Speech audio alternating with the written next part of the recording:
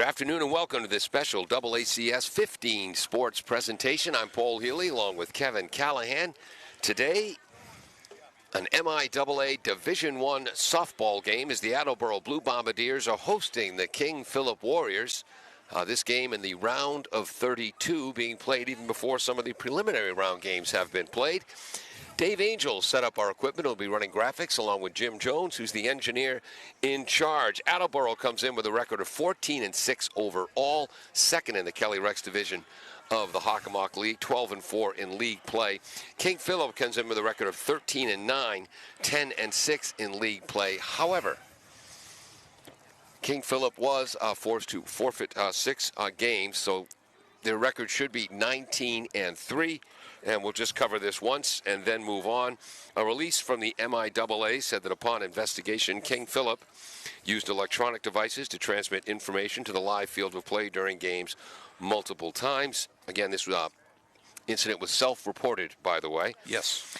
The device was a handheld walkie-talkie which transmitted info to the helmet of the catcher from the dugout, although I talked to Coach Coleman before the game, and she did not call pitches. Maddie Paschke calls pitches herself as the catcher. But NFHS Rule 1-8-6, you all know it so well, states that non-traditional playing equipment must be reviewed by NFHS Softball Rules Committee before it will be permitted to be used in game play. During the game, the use of electronic devices by team personnel to transmit or record information pertaining to their players or team performance shall be permitted for coaching purposes within the team's dugout bench area, only provided the point of origin of the electronic communication is outside the field of play. NFHS Softball did not approve the rule of this device, and this was not a Bill Belichick type knowing the rules and try to skirt it.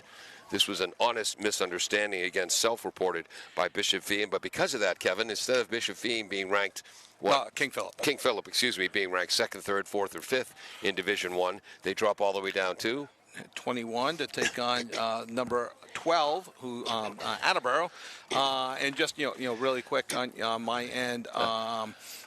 What they've done, or what they did do, is going on. It's they weren't really trying to skirt the rules here, Paul. No. It's legal. It's all over MLB, NCAA softball, divisions 1, 2, 3. My understanding is it's allowed in high school baseball.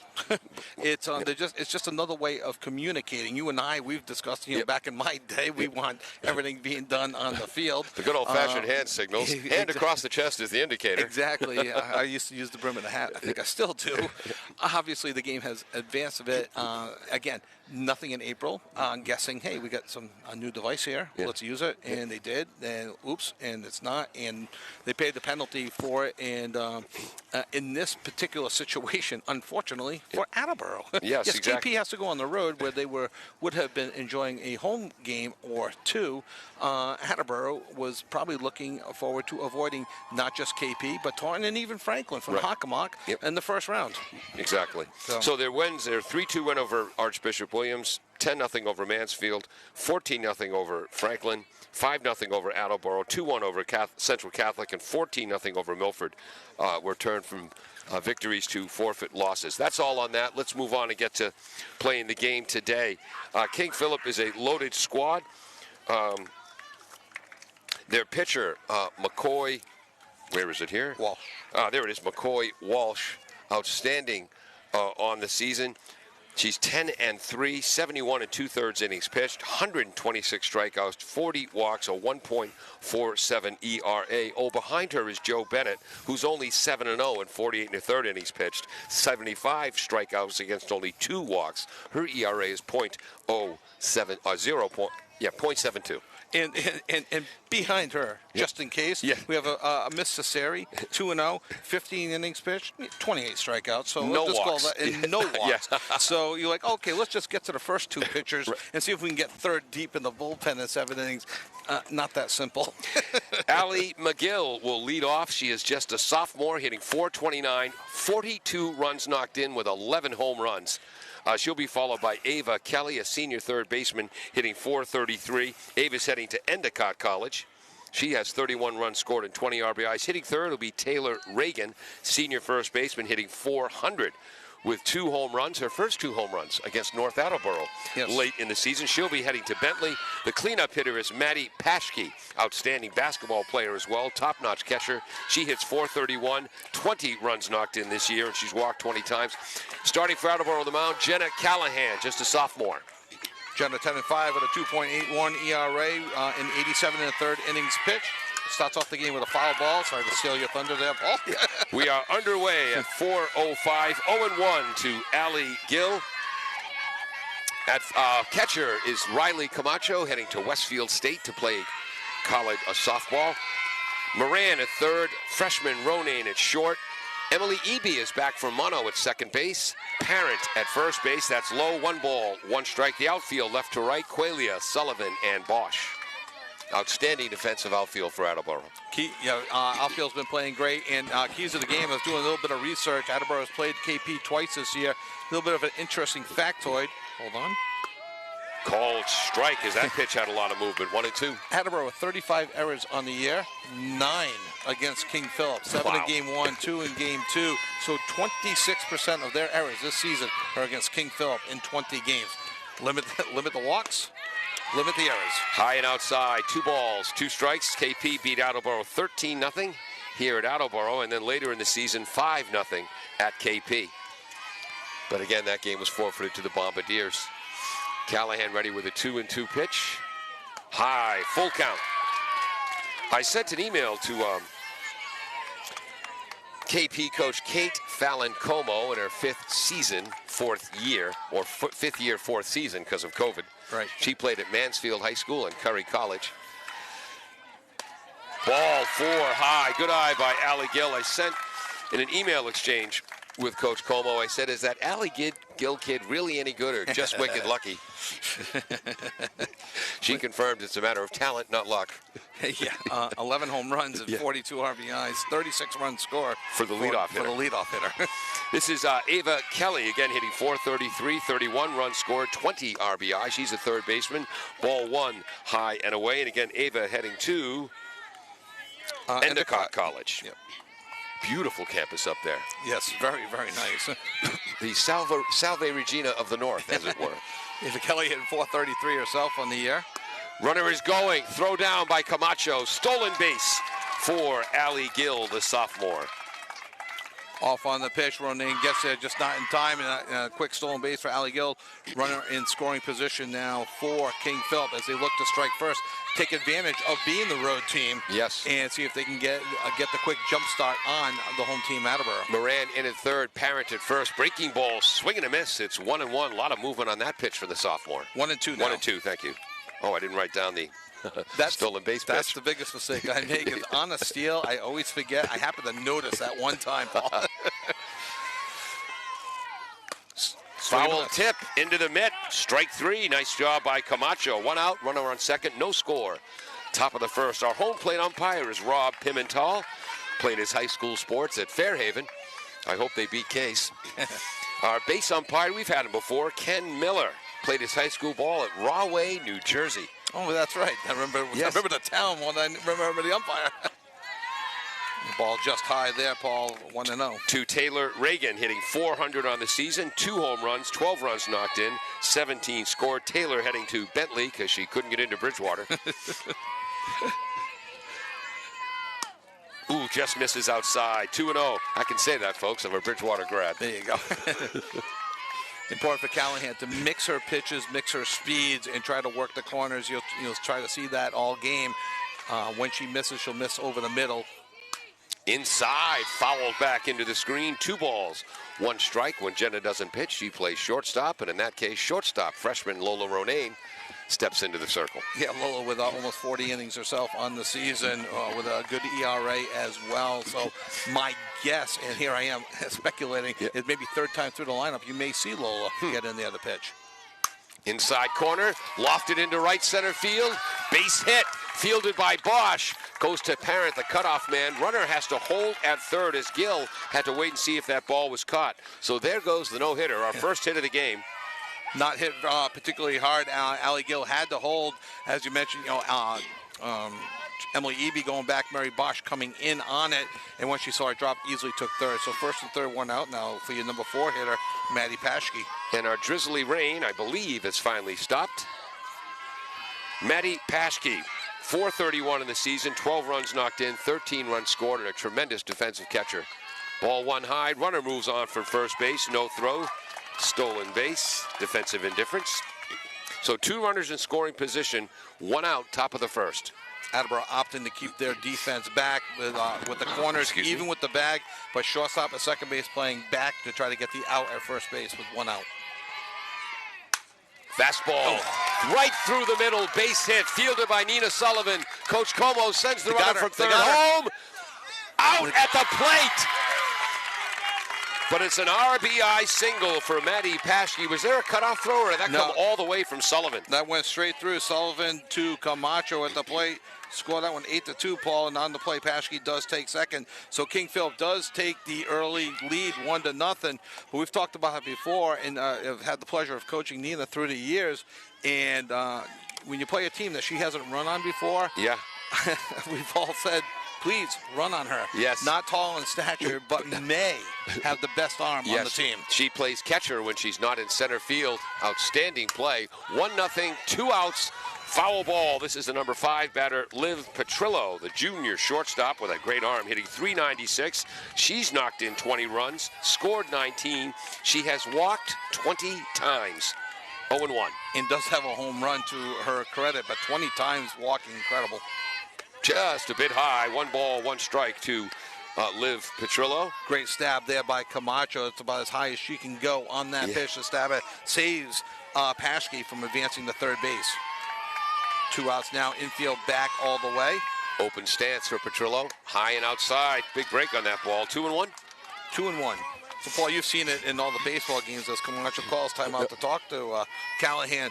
The first inning in baseball and softball seems to be the biggest inning for pitchers to settle in. They seem to settle in innings 2 through whatever. But that first inning always seems to be the toughest. And Jenna, pretty good control, struggling just a bit with her control here in the early going. Kate Fallon-Como, the head coach for KP, and she and Mark Homer get along quite well. Usually when Kate's in the third base coaching box, she's carrying on a dialogue with Coach Homer, but this is a playoff game. Both have that intense look in their face. High, 3-1. Assistant coaches Brianna Cibio, Clara Di Carvalho, and Bill Kelly. 3-1. Yes, the difference between regular season and playoffs. Really. High, ball 4. Second walk issued by Jenna. Yeah, that's a little bit atypical of her to have 2 walks in 1 inning. Jenna comes in with 81 strikeouts and 23 walks on the season. First and second now for Joe Bennett. But then again, being careful. There was a breaking ball on the inside. Swing and a miss, strike 1. Being careful against KP, not a sin. No. Jordan Bennett, a senior, hitting .424, 31 runs knocked in. She's got a couple of homers, has scored 18. She's heading to Salve Regina. 1 ball, 1 strike, high and inside. Yeah, a very well coached, very disciplined team is King Philip. And 1-1 to Bennett, hitting 6th. Swing and a miss. There's that pitch with a late break. 1-2. The other thing I like about Coach Como and KP, they're outstanding with their fundamentals. She can be intense, but also they have a lot of fun as a team, which is why kids started playing in the first place. Yeah, exactly. Breaking ball, check swing. I thought she went. Ooh. 2 balls, 2 strikes, and that's a tough call for the base umpire. Usually you get it down the first baseline or down the third baseline. When they're in the middle like that, they get the same call as a home plate umpire. Same angle, good point. And so 2-2 now. Kevin wanted that one. Ooh of the day. Swing and a miss and a breaking ball outside, so you could say the ball knows. 2 strikeouts for Jenna, but more importantly for King Philip, 1 run on 2 base hits. They leave 2 runners on base. And after a half inning of play, the Warriors won. The Blue Bombardiers coming up to bat. We'll be right back on AACS 15 Sports.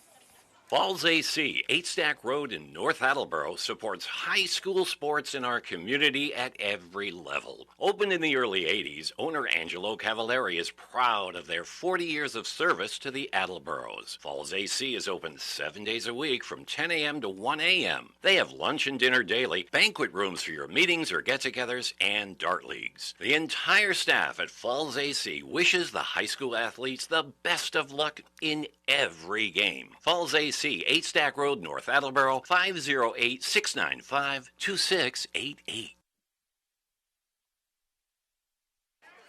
Welcome back to AACS 15 Sports. I'm Paul Healy along with Kevin Callahan. Dave Angel set up our backstop camera and is running our graphics. Jim Jones is the engineer in charge.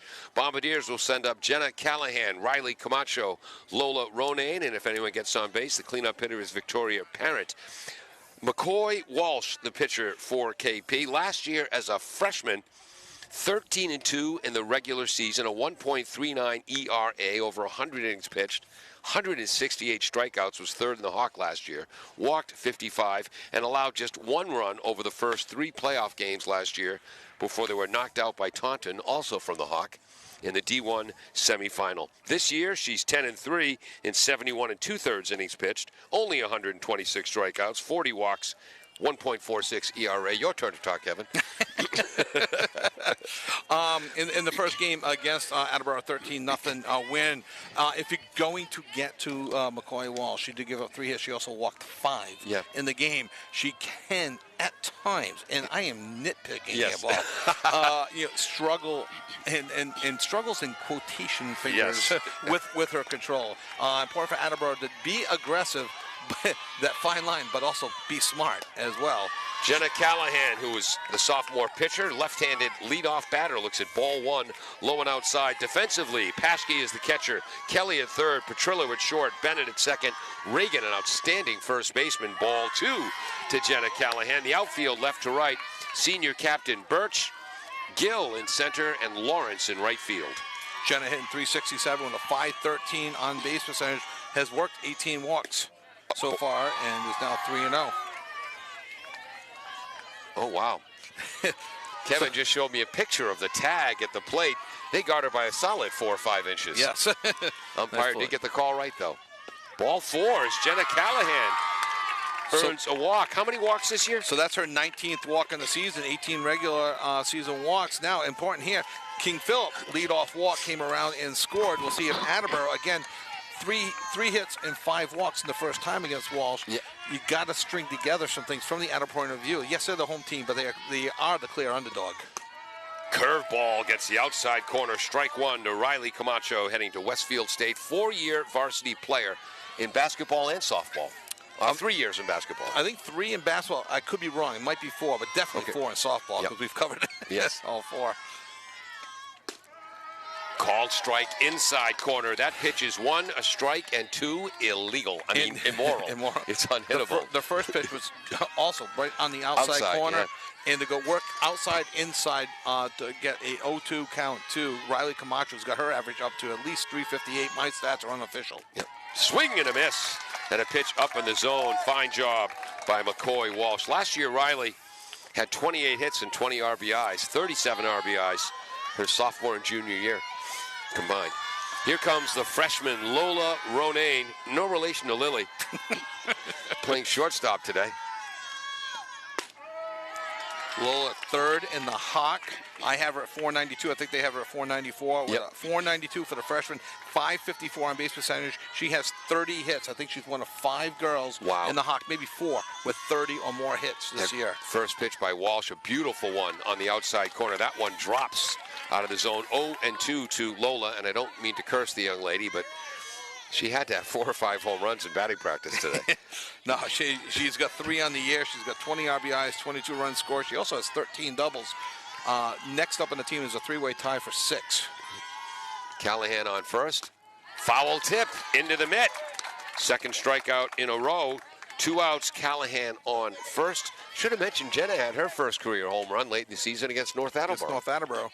Here comes Victoria Parent, senior first baseman. Pops the first pitch up, right side. Will it stay in play? Yes, and Paschke makes the catch. So for the Bombardiers, no runs, no hits, one runner left on base after one full inning. 1-0 King Philip over the Attleboro Blue Bombardiers. We'll be right back. Bristol Glass, 110 North Main Street in Attleboro, has supported local high school sports for many years. Bristol Glass has been chosen for glass replacement projects for home and business for over 60 years. From shower doors to auto glass and mirror replacement, Bristol Glass is ready to do the job. They accept most insurance plans and serve several communities around the Attleboro area. They're open weekdays from 8 a.m. to 4:30 p.m. You can contact them at 508-222-5810 and on the web at bristolglass.com.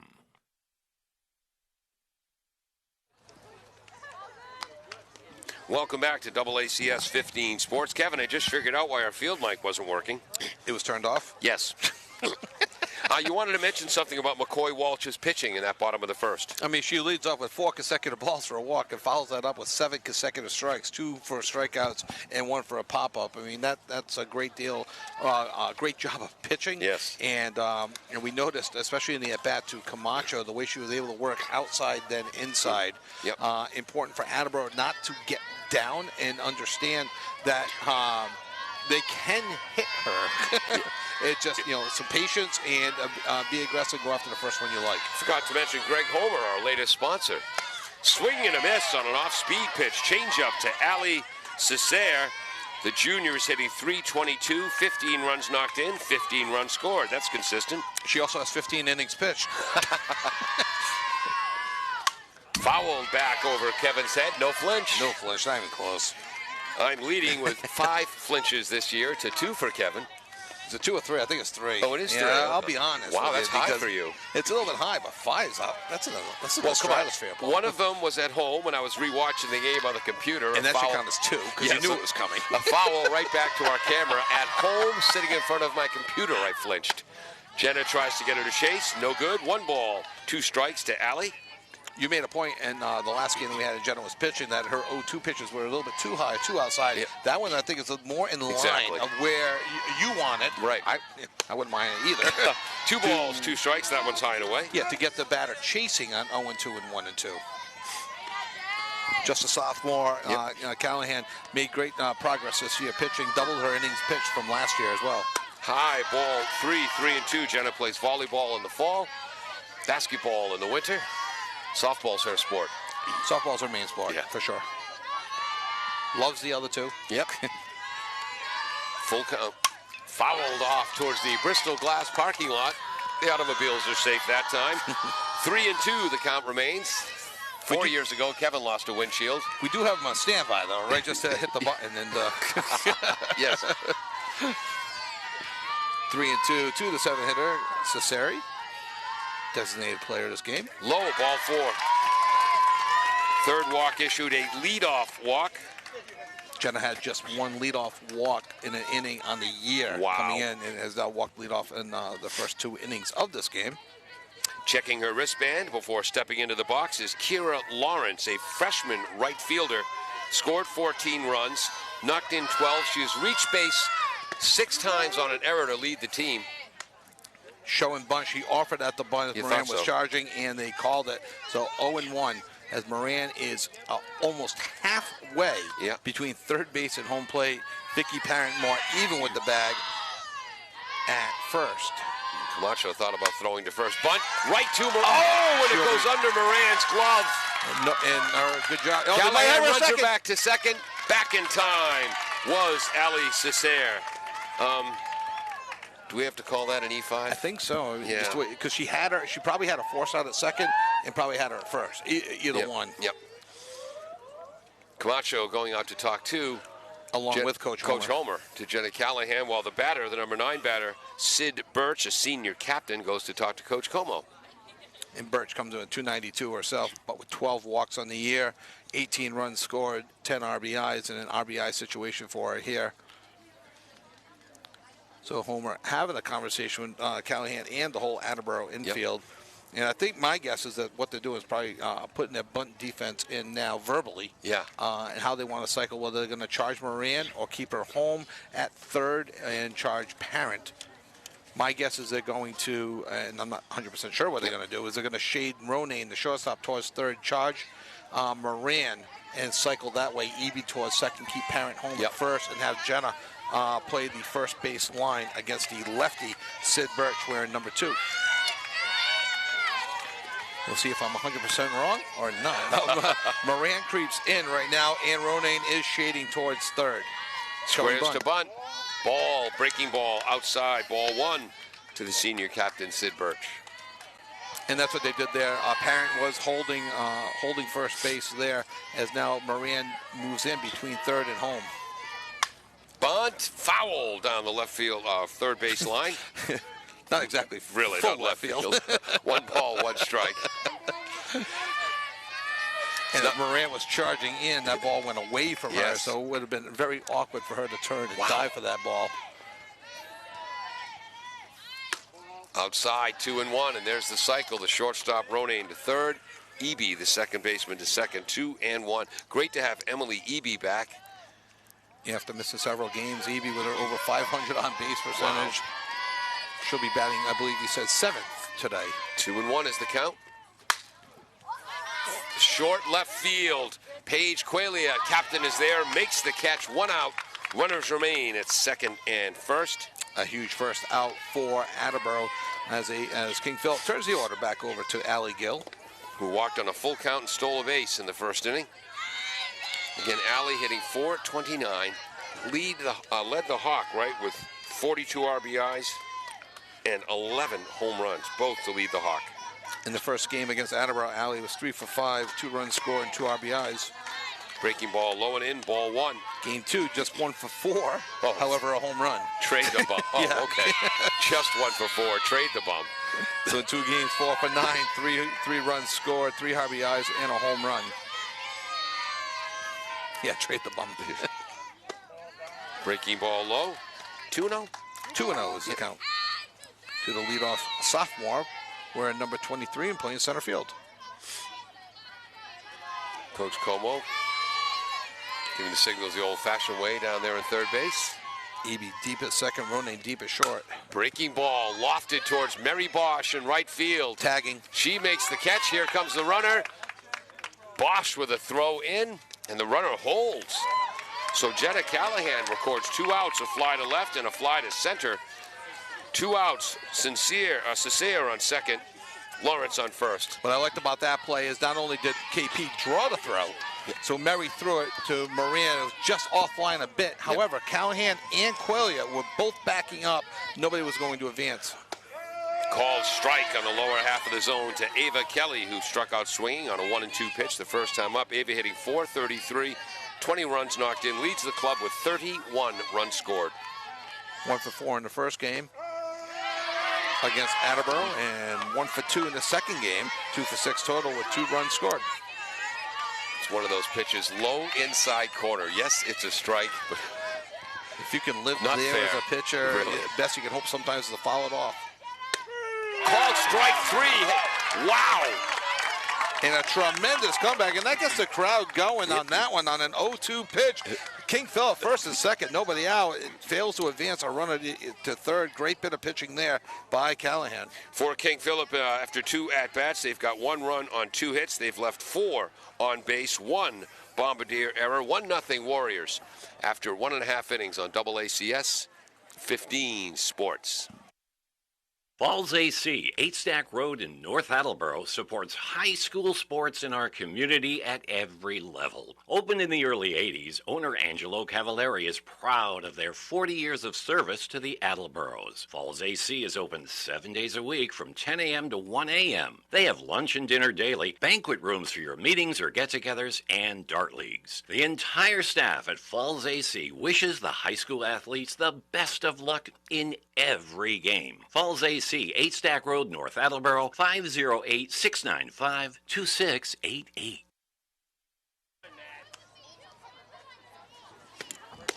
Welcome back to AACS 15 Sports. Kevin totaling up our pitch count. I believe Dave Angel is running our graphics. Is he also showing a pitch count?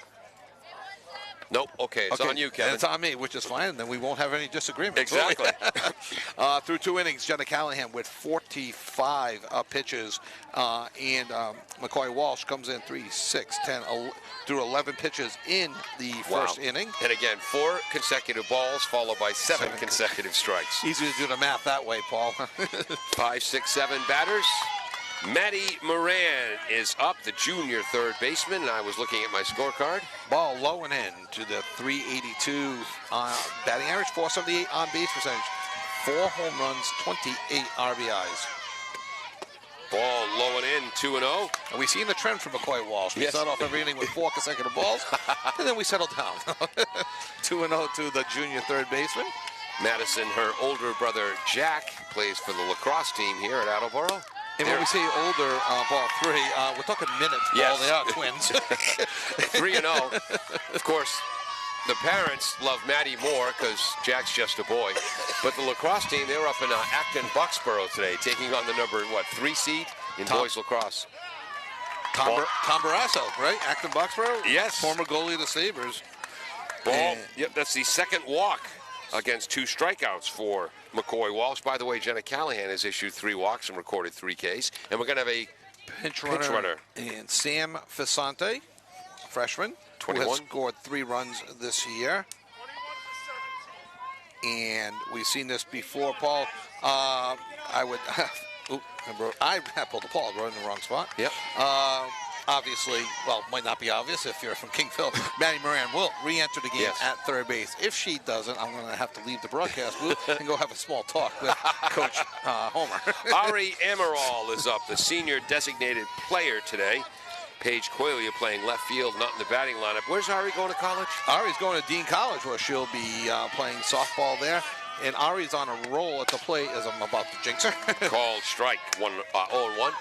Ari's got her batting average up. Hawk Sports had her at 333. I had her at 276. Again, there's always a little bit of difference there. Sometimes that can be too harsh. Her on base percentage, 447. Working the walk, swinging a good bat. Swing and a miss as that ball had a late break. 0-2 to Ari. You're mentioning the Attleboro. None of their seniors were able to practice yesterday because of a long ago planned senior trip. Senior Harbor Cruise that was bought for and paid for. That was a weird delivery by McCoy Walsh. She came off the rubber. She went sideways before coming forward. Yeah. I don't know if I've seen that before. Called strike 3, her third strikeout. Whoops. Except Emily Eby, Paul, first came back. She's only played 10 games this year and has missed 10. Ball 1 to the left-handed batting Emily, who's hitting 360 with a 568 on base percentage, has scored 12 runs, worked 9 walks, been hit by 3 pitches. And is part of our AACS staff in the fall and winter. Bunts that ball, popped under the backstop. 1 ball, 1 strike to Emily. She's a 3-year starter as a junior. 3-year starter, yeah. And her big sister Lauren, is she at Rhode Island College? She did transfer. I'm not sure. I forget where she's transferring to play softball, and I forget what her major is as well. So did not offer, low and away, 2 balls and 1 strike to Emily. Fisante getting a good aggressive secondary lead off of first base, ready to take second base on any bunt. Third baseman Ava Kelly charging hard. That's what I went to go check.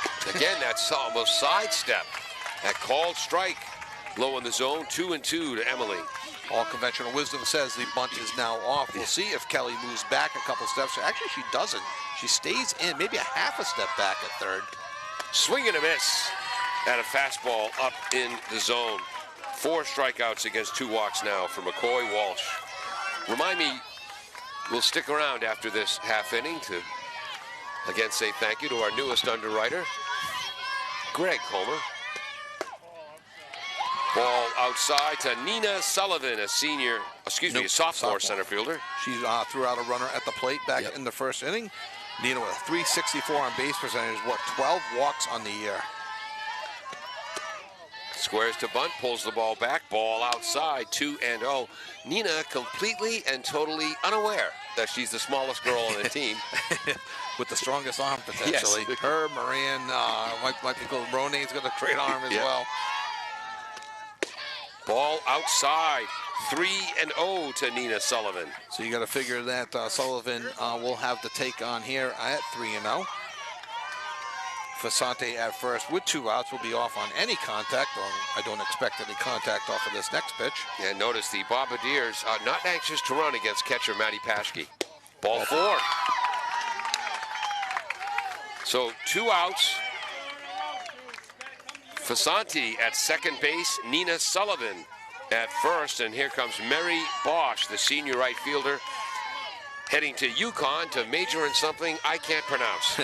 Neuro, micro, bio. Called strike, high inside corner. And there, KP, using the same defensive rotation Attleboro did. Leave the second base completely empty, which is that's fine. right. Except, so it just allows Fasante to get a great secondary. With 2 outs, she should be off. Swing and a miss. And a pitch on the inside part of the zone. So 0-2 to the senior Bosch. Going to UConn, following in the, is it following in your sister's footsteps? Yeah, I guess it is, when you're at the same place at the same time. Swing and a miss, and a pitch high in the zone. 3 strikeouts that half inning for McCoy Walsh. She's got 5 now total. Yes, he's skipping in the footsteps of our big sister, Gabby. Yes, skipping. Yes. We want to thank our latest underwriter, just Greg Homer, brother of the lovely, talented, graceful, elegant Brianna Homer, son and daughter of Coach Mark Homer. Quality, integrity, respect, and passion for resilient contracting. Greg's a carpenter by trade, also known for pipe, welding, and roofing, licensed, bonded, and insured. So if you're planning to move out to the Tempe or Phoenix, Arizona area, and why wouldn't you be? Yes, you can look up Greg for contracting work or bail money. Went to Arizona Does State. he own Chico's bail bonds? Yes, exactly. Bad News Bears. Went to Arizona State University to play hockey. Best hockey player they've ever had, who skated on his ankles. And double runners. Yes, exactly. Relocated there in 2017 after working as a wildland firefighter in Flagstaff, Arizona. Get more information at resettingthestandard.com. Resettingthestandard.com. You can go there and just say, thanks, Greg, for help underwriting the softball broadcasts on AACS 15 Sports. And you really should make the trip to go down there. Thank him for it. No, we really appreciate what Greg has done. He does listen in on the broadcast or watches like today. So thank you to Greg Homer for underwriting this broadcast. Yeah, watching from the van down by the river. The van down by the river. Ball 1 high to the number 3 batter, Taylor Reagan. She had a base hit to right field, stole second, and then was thrown out at the plate by Nina Sullivan, the center fielder, on the Matty Paschke base hit. Fouls that back over the head. Nope. No flinch on me either. Still remains 5-3. And that's why people are tuned in. Yes, exactly. To see who's winning the flinch battle. 7 years Kevin and I have been working together. 1 season I've flinched less than he has. Taylor Reagan 1 for 3 in game number 2 against Attleboro. Low in the zone. I've lost the count. 2-1? It is 2-1. Thank you. Ish. Taylor hitting .400, 2 home runs, and I believe, yes, first 2 career home runs versus Foxborough on May 22nd. Outside, 3-1. Important at bat here. You do not want to walk again the leadoff batter, but it's a 3-1 pitch. You got to be careful on what you groove to Regan, who has 2 home runs on the year. Takes something off that, hit hard to right center. Mary Bosch takes 2 steps to her right, so I guess it was right field, not right center. L9 on my score sheet. Well hit, but a long out. Long out, well played. Mary with a real good jump in right field, and I had spoken to Mary a few games ago and to her dad. Said that is a gold glove that she is wearing, and she has. I think she made 1 error. I think it was on her very first play in game number 1. Wow. Of the season, and has not made one since. Ball outside to Matty Paschke, who had an RBI single to center field, scoring Allie Gill. She also had her 100th career hit versus North Attleboro in a 10-run first inning. Lost that towards Mary Bosch. Makes the catch. 2 outs. And Mary, she's made catches going to her right and right center. She's made a couple of nice plays against the fence in foul territory. Again, Attleboro, all 3 of them. Qualia Sullivan and Mary Bosch, outstanding defenders. 2 outs. No, they've really done a nice job this year. They've prevented run scoring there is a stat that I do not know how to calculate, Paul. Yep. But it takes in the defensive. It's called wins above replacement. Oh, God, WAR. don't get I me don't started. know what, and I don't know how to do it. Yep. I don't know why, how. However, the outfielders here for Attleboro probably have a good WAR. Yes. Because they have saved several runs this year. Callahan threw a changeup, I believe. Petrillo fouled it hard down the left field line. Misses on the outside corner. 1 ball, 1 strike to live. She walked and was stranded at first base in the top of the first. 1-0 KP, top of the third. Again, 20 walks on the year. 21 now.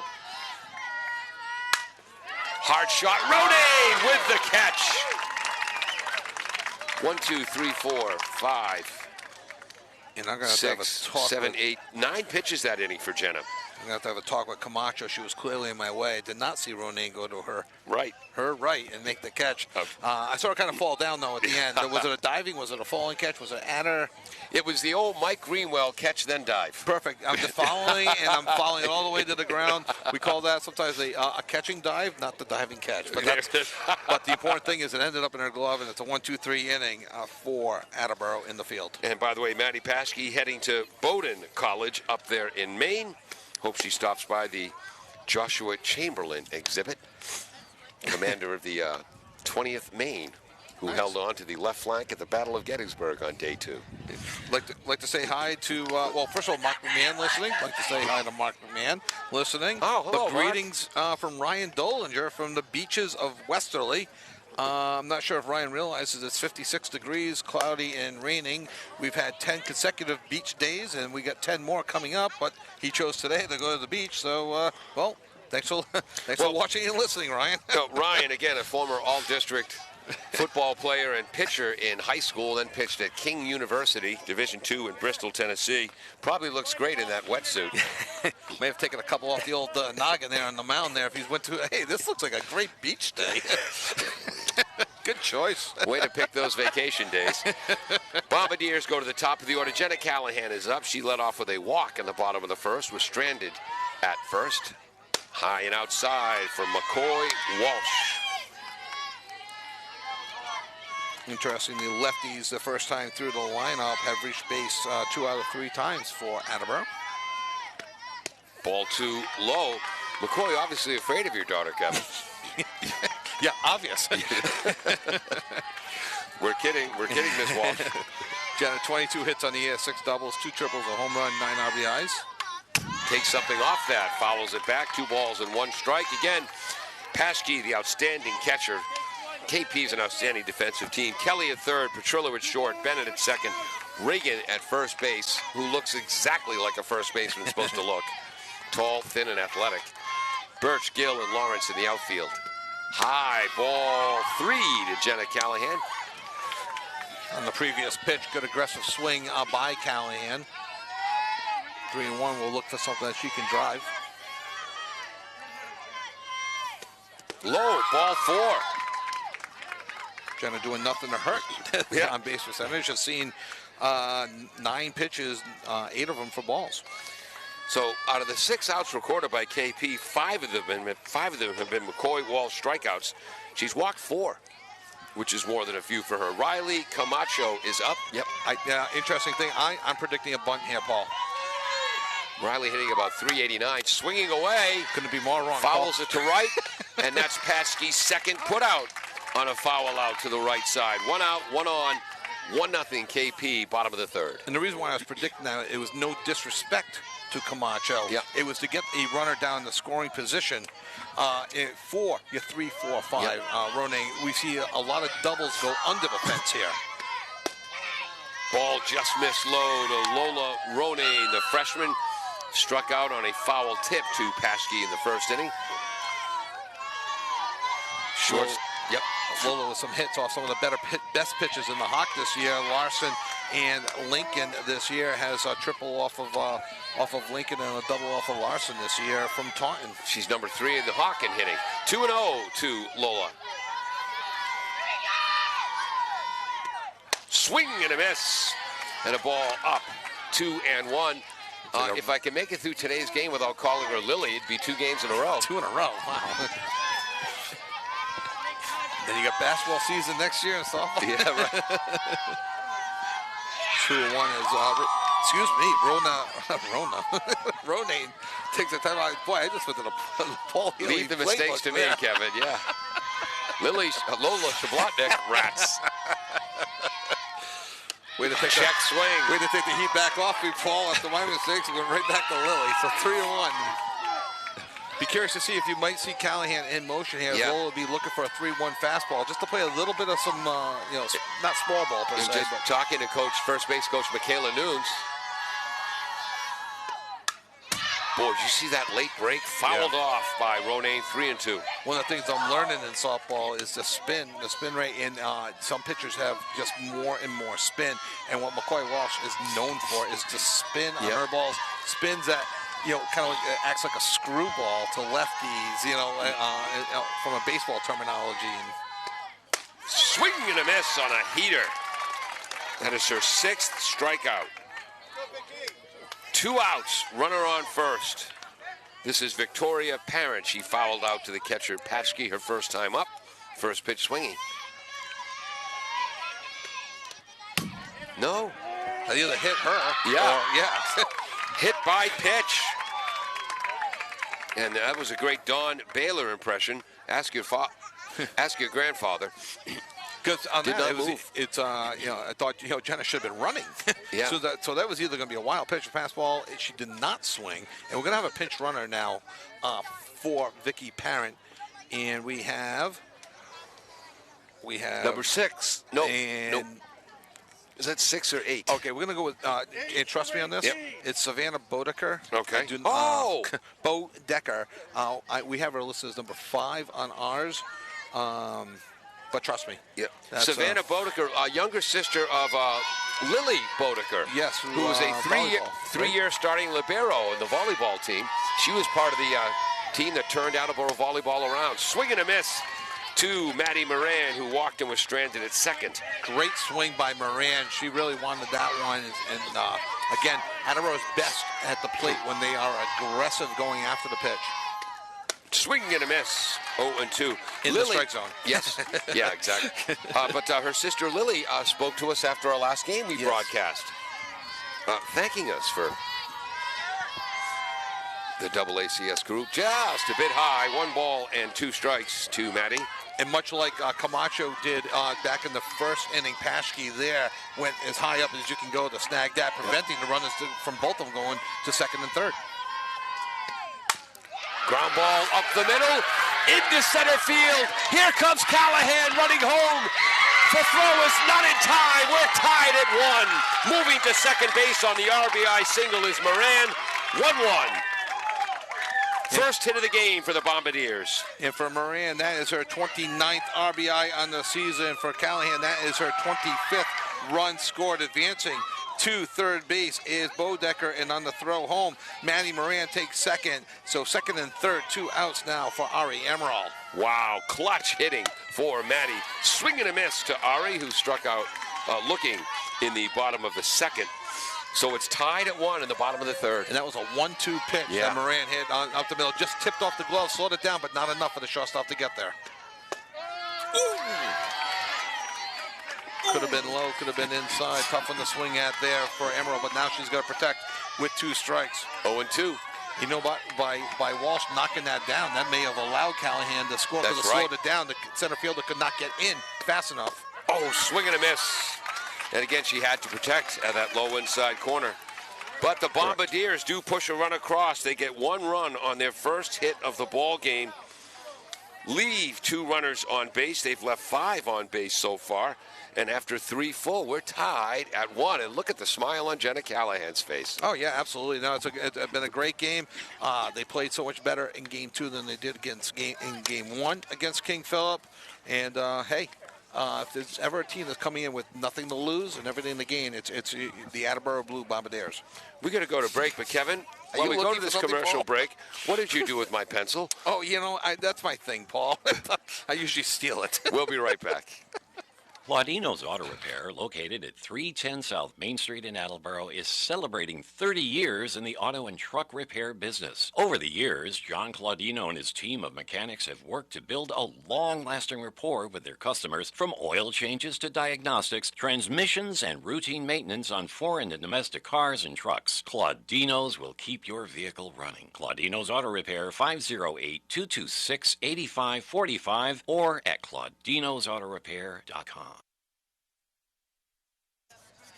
Welcome back to Double ACS. I just want to say to whomever obviously stole my pencil, you think you're funny. Really, you're just immature.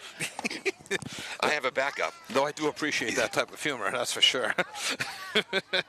And we mentioned right before the Moran single, very aggressive swing by Moran, very confident, and RBI totals and her average matching that. She's really had a great year this year. In essence, becoming the player that everybody knew she was going to be when she was 10. Callahan, high, ball one to the number 6 batter, Jordan Bennett, struck out swinging. Jordan, 424 in the season, 2 home runs, 31 runs knocked in. She's heading to Salve Regina. Kevin? I looked away, but I believe it's 2-0. Thank you.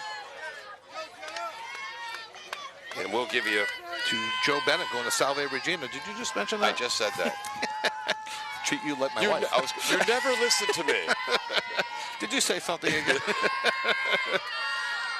Oh, nice breaking ball. Swing and a missed. That's that late break from Jenna. It's a late break. It's a bit of a change-up. Very important for Jenna. Not tall in stature, but to change speed. Yes. And she throws the change-up the same direction, same style as the fastball. Swinging the pop. Towards the right side. Camacho against the screen, just over the screen. That's a strike. 2 balls, 2 strikes. Camacho has to climb the fence there. She has to go up and over and stick her glove over, and she would have had that. I mean, obviously, she's too young to have ever seen Jimmy Pearsall play. Did not climb the backstop. You have to be too young to see Jimmy Pearsall. Found my pencil, by the way. Oh, good. Oh, just misses. 3 balls, 2 strikes, but umpire Pimental got that right. Rob Pimental played his high school ball at Fairhaven. Ken Miller, the base umpire, played in Rahway, New Jersey, and never spent 1 second in Rahway State Prison. Ground ball up the middle, base hit. 3rd hit of the game for the Warriors, and for the 3rd inning in a row, they have their leadoff runner on. No, I'm sorry, 3rd out of 4 innings they have their leadoff runner on. Clean single for Bennett on the 3-2 pitch. Bennett did score 3 runs in the first game against Attleboro. This brings up Ali Cesare. She walked and was stranded at 2nd in the 2nd inning. Bunts. Moran comes in. This is going to be a tough play. In time. Runner going to 3rd. No one covering. Throw across. Excellent fundamental baseball by the King Philip Warriors. Wow. Yeah, Bennett never stopped. And Attleboro did not cycle to 3rd base. Callahan got there late after not fielding the bunt, then turned up the field. Quillia was in late from left field, but 3rd base was open as Ronayne, the shortstop, was over covering 2nd base. So great heads-up base running by Joe Bennett, getting the 3rd with just 1 out. We could give Coach Como a credit, Coach Fallon Como credit, telling her to run, but I think Bennett saw that herself. Yeah, she may have seen that herself, absolutely. Now Moran way in with 1 out and a runner on 3rd. Looking for squeeze against Kira Lawrence.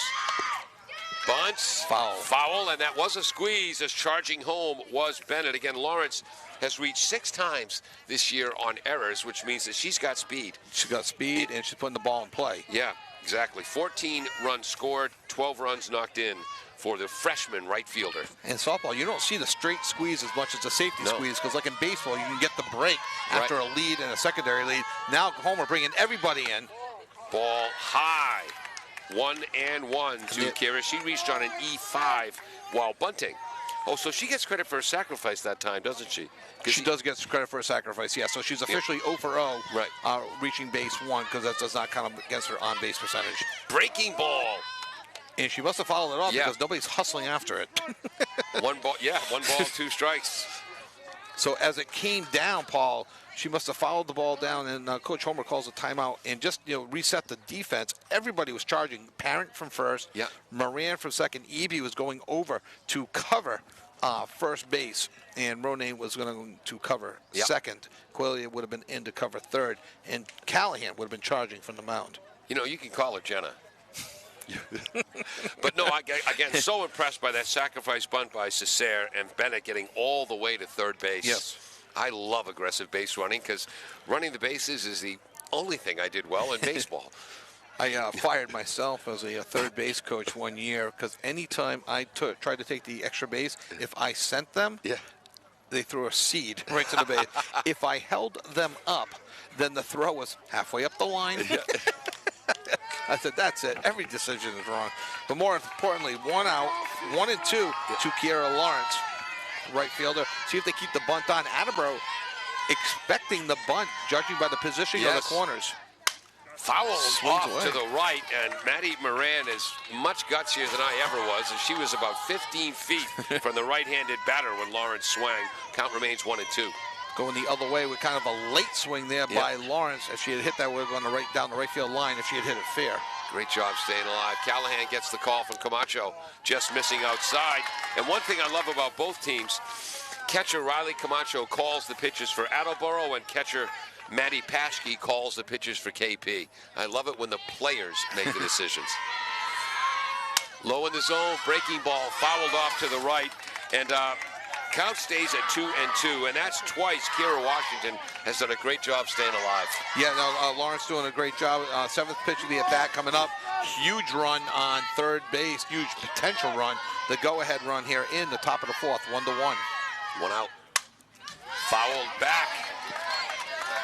And I give Lawrence a lot of credit here because these pitches are in, they're out. I think Jenna's doing a real nice job of mixing her speeds and mixing the locations, and Lawrence doing a real nice job of fighting these off. Look for some high heat here, Paul, on 2 and 2. High breaking ball. Ooh, they wanted that. Just misses. 3 and 2. I think that was one of those. I think that was high when it went over the plate. A strike when Camacho caught it. Yeah, dropped late. Jenna wanted that changeup. Her changeup has been her bread and butter pitch this year.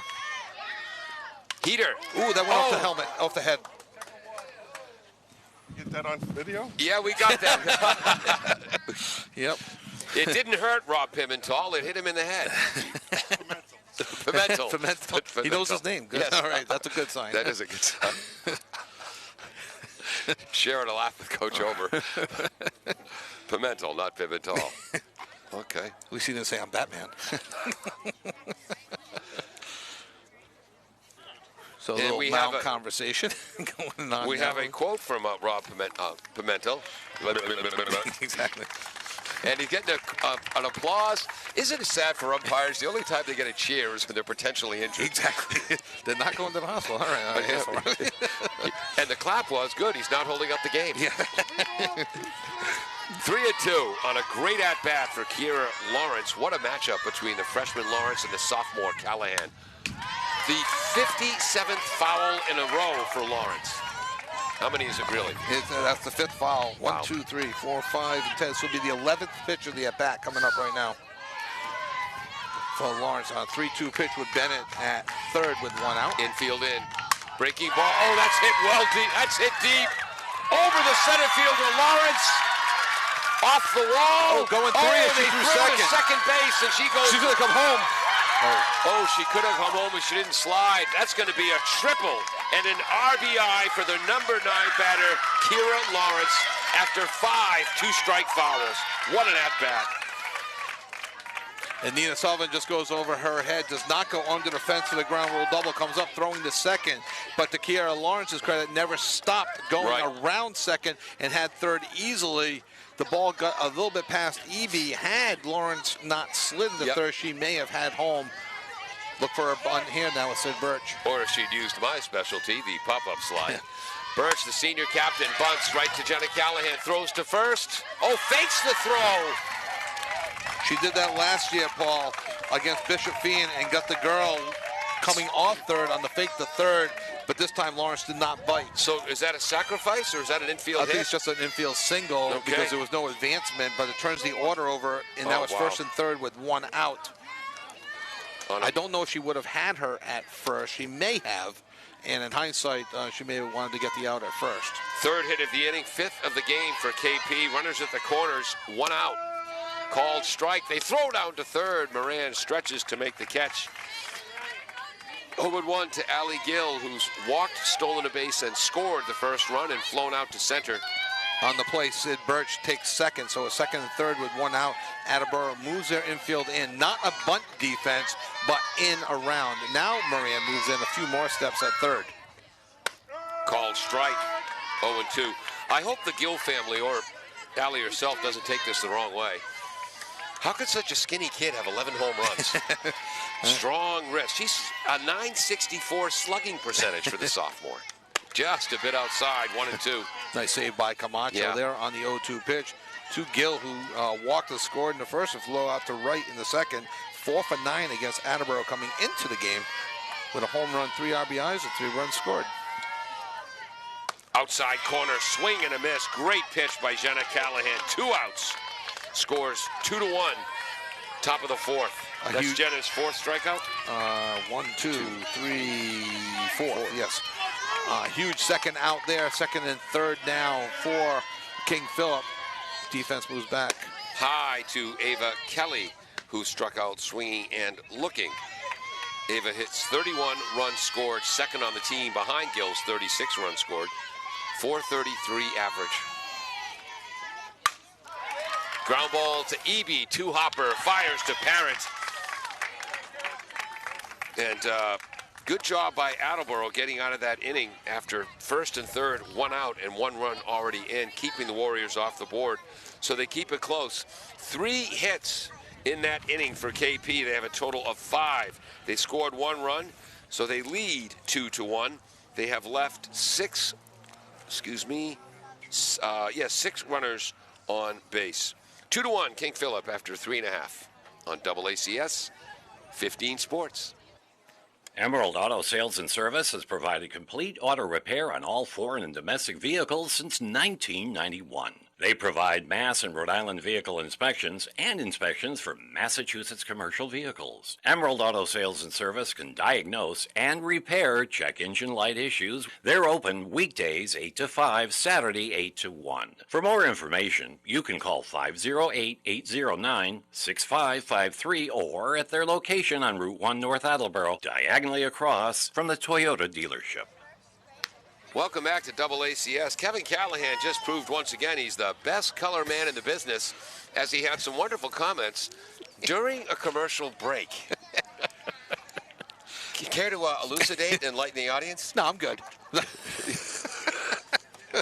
Just say 2-1 going to the bottom of the fourth, and what has become a bit of a pitcher's duel. I think McCoy Walsh just has the edge right now, pitching over Callahan, just giving up the 1 hit, and with the edge in strikeouts, Callahan with 79 pitches to Walsh's 54. And there's that motion where she kind of hops to the left and then fired it to the low outside corner. Ball 1 to Emily Eby, who struck out swinging on a 2-2 pitch last at bat. But the good thing from an Attleboro point of view, flashes it to left field. Oh, base hit on the line. She's going to go for 2. Throw from the left-handed left fielder Burke. A double for Emily Eby. Welcome back, Emily. That kicked up the pellets, Paul, on the left field line. The ball only has to touch the line a bit. It does not need the whole ball to be in, and only a portion of that ball touched the line. And go ahead. Coach Como talking to the home plate umpire about that. And for Emily Eby, that is her 2nd double of the season, her 10th hit of the year. And we'll see if we have any sort of runners. He's going to talk, at the request of Coach Fallon Como, is going to talk to the base umpire, Ken Miller. That's a tough one to overcall because the base umpire at the time is behind first base. Right. The one who has the best angle is the umpire who is on home plate, and he's looking right down the left field and right field line, for that matter, in the game. I have no problem with them asking, getting a decision, and we do have a pinch runner for Emily Eby, and this is Emily Quillia. And Emily is a junior on the cross-country team, extraordinarily fast. It could be in a situation here now, Paul, much like KP. As you can see, the third baseman is already in. Kelly looking for the bunt, and the first baseman as well. Reagan already in for the bunt, looking for bunt here. And Emily Collier, maybe the fastest runner on the team. Nina Sullivan squares to bunt, pulls the ball back. Ball one on a pitch low and away from the outstanding McCoy Walsh. You got both corners charging on this bunt. Shortstop pretty much is playing third right now. Nobody's covering second. Ball outside, 2-0 as the sun's trying to peek through the clouds. The only thing Emily Collier would have to be concerned about potentially is a center fielder sneaking in on any sort of pickoff. Right. Bunt, foul. That was a heater, wasn't it? Yes. 2 balls, 1 strike to Nina Sullivan, sophomore center fielder. Did I mention she walked and was stranded at first in the second inning? Yes, just now. Thank you. I'm just glad you were listening to me. 2-1 pitch. McCoy Walsh winds. Low from the sophomore pitcher. 3-1. Interesting there from Sullivan. Looked like she almost wanted to call timeout. Realized she was not going to get it. Quickly put her hand back in the bat. Mark Homer at first base. Coach Nunes at third base. Coach Nunes at first. Oh, that's a strike. 3-2. Coach Homer taking the bunt off on the last 2 pitches. Now 3-2 to the sophomore Sullivan. And I think one of the reasons he took the bunt off is there's so much room up the middle. Yes. With the way KP is playing their defense. Low, ball 4. Runners on first and second. Nobody out. Bottom of the 4th. KP leads 2-1. Not the worst thing in the world for King Philip. Now they have force outs at any base. Now that gives that takes away 2 or 3 steps from Emily Quillia on a bunt, trying to get the third. The third baseman can now stretch out like a first baseman and doesn't have to get the perfect throw to put the tag down. Coach Homer talking to Mary Bosch, senior captain. I think he's also a Bad News Bears fan. I think he's saying, lean into it, let it hit you. but you want to win, don't you? But it hurts. But I don't want to. You want to win, don't you? but it hurts. Rudy Stein? Any relation to Stein from the Blues Brothers? Yes, really. So Coach Homer having a conversation with all of his runners right now as Attleboro is threatening here in the 4th, trailing 2-1 in the bottom of the 4th. First 2 runners on base for Mary Bosch, the senior. Number 9 in the order. She'll be followed by Jenna Callahan. So McCoy Walsh, 7 strikeouts, 5 walks. Shortstop for King Philip, Petrillo. Bunts. Way over third base as Bosch bunt strike 1. As you see the cycle going there, nobody covering second, so Nina Sullivan, all she has to do is not get doubled off on a line drive. Yes. She will have second easily. It'll be Quillia that's imperative to get the great secondary lead and get the third. Oh, squares to bunt. And again, it's an easy game from the press box, but you never want to move your bat up to bunt the ball. 0-2. When Tim was at Wheaton College, their bunters started at the top and gave it away. Yep. Started high, and then if it's above it, you don't go for it and you work down. I would keep the bunt on here. Wow. Inside. 1 ball, 2 strikes. I would. Coach Homer wouldn't. Let me just make that clear. No, it's you're still trying to move the runners along. Yep. And that's the key here. There's that sidestep motion, ball low. Nice stop to save a run by Maddie Paschke. It's 2-2. Both catchers doing a fine job of catching potential wild pitches from their pitchers. Low, 3-2. You know, we've done regular season games, KP and Attleboro, and Coach Fallon Como and Coach Homer are usually bantering a lot, yucking it up. They're both deadly series here, as is everyone. Off the fist to first base. Going to second, she's safe. Everybody is safe. As Walsh could not cover first. Regan, the first baseman, was so far away from the bag, she couldn't make a play, had no choice. How are we scoring that? Is that a fielder's choice? Everyone's safe? Because there were no errors on the play. She made the fielder's choice to go to second. Or is it just a single? I think it's an infield hit. Okay, that's fine with me too. Mary Bosch. I have my head. So second hit of the inning, third of the game. What was that pitch? Jenna looks at low. Ball 1-0. Jenna will be looking to get something up in the air here to try to score Quillia from third. Outside, 2-0 to Jenna. Jenna has now looked at 10 balls and 1 strike from McCoy Walsh. Again, Jenna looking at infield in all around. There will be force outs at the plate. Tough to lay off the high ones. 2-1. A little over anxious, as Jenna told Coach Homer. That was too high, Coach. I shouldn't have swung at that. 2-1 as Walsh is moving quickly now. Fouled off to the left. A heater. Oh, it hits a car on the move in the rotary behind the backstop. They don't know what hit him. The count is 2-2. As I mentioned, Jenna was trying to get something up in the air. I should have said in fair territory. Yes. 2-2. Ball just missing outside. That's why Jenna hits leadoff. Good eye. Good eye there for Jenna with a .513 on base percentage. Has worked coming into the game. 18 walks. Has worked 2 more here. Has 20 on the season. Looking to help her own cause. Swing and a miss and a pitch up in the zone. Great job by McCoy Walsh. Her 8th strikeout, a big one. Yeah, going hard on the rise ball there. Jenna striking out, swinging. Maybe a little over anxious for the sophomore, but stepping up to the plate now, Riley Camacho. Riley struck out, fouled out. How many RBIs this year for Riley? I will get that for you in 1 second. Fouls that back. It's 0-1 to Riley, who struck out and fouled out. 15 RBIs to go along with 25 runs scored for Camacho. .358 batting average. Second on the team in hits with 24. 4 doubles, 2 triples, and 2 home runs. 52 RBIs since the beginning of her sophomore year, and she missed half of last year with a shoulder injury. Swing and a miss and a nice breaking ball. 0-2. Camacho again trying to get some contact. Doesn't even have to be from an Attleboro point of view. It doesn't have to be hard. How many times do you see those little bloops that drop in? Infield, right, outfield shallow and right. And infield in. Camacho wants timeout. Outfield straight away. Center field straight away. Maybe a little bit of shade towards right. Left field looks straight away. All 3 outfielders fairly shallow with the 200-foot fence. I would say they're probably at about 160. Yeah. Riley's brother, a college catcher as well. Inside corner. Hit straight up. Get back. It drops. Oh, it drops! Callahan's running home. Makes it just in time. That was Quillia. Oh, Quillia. Thank you.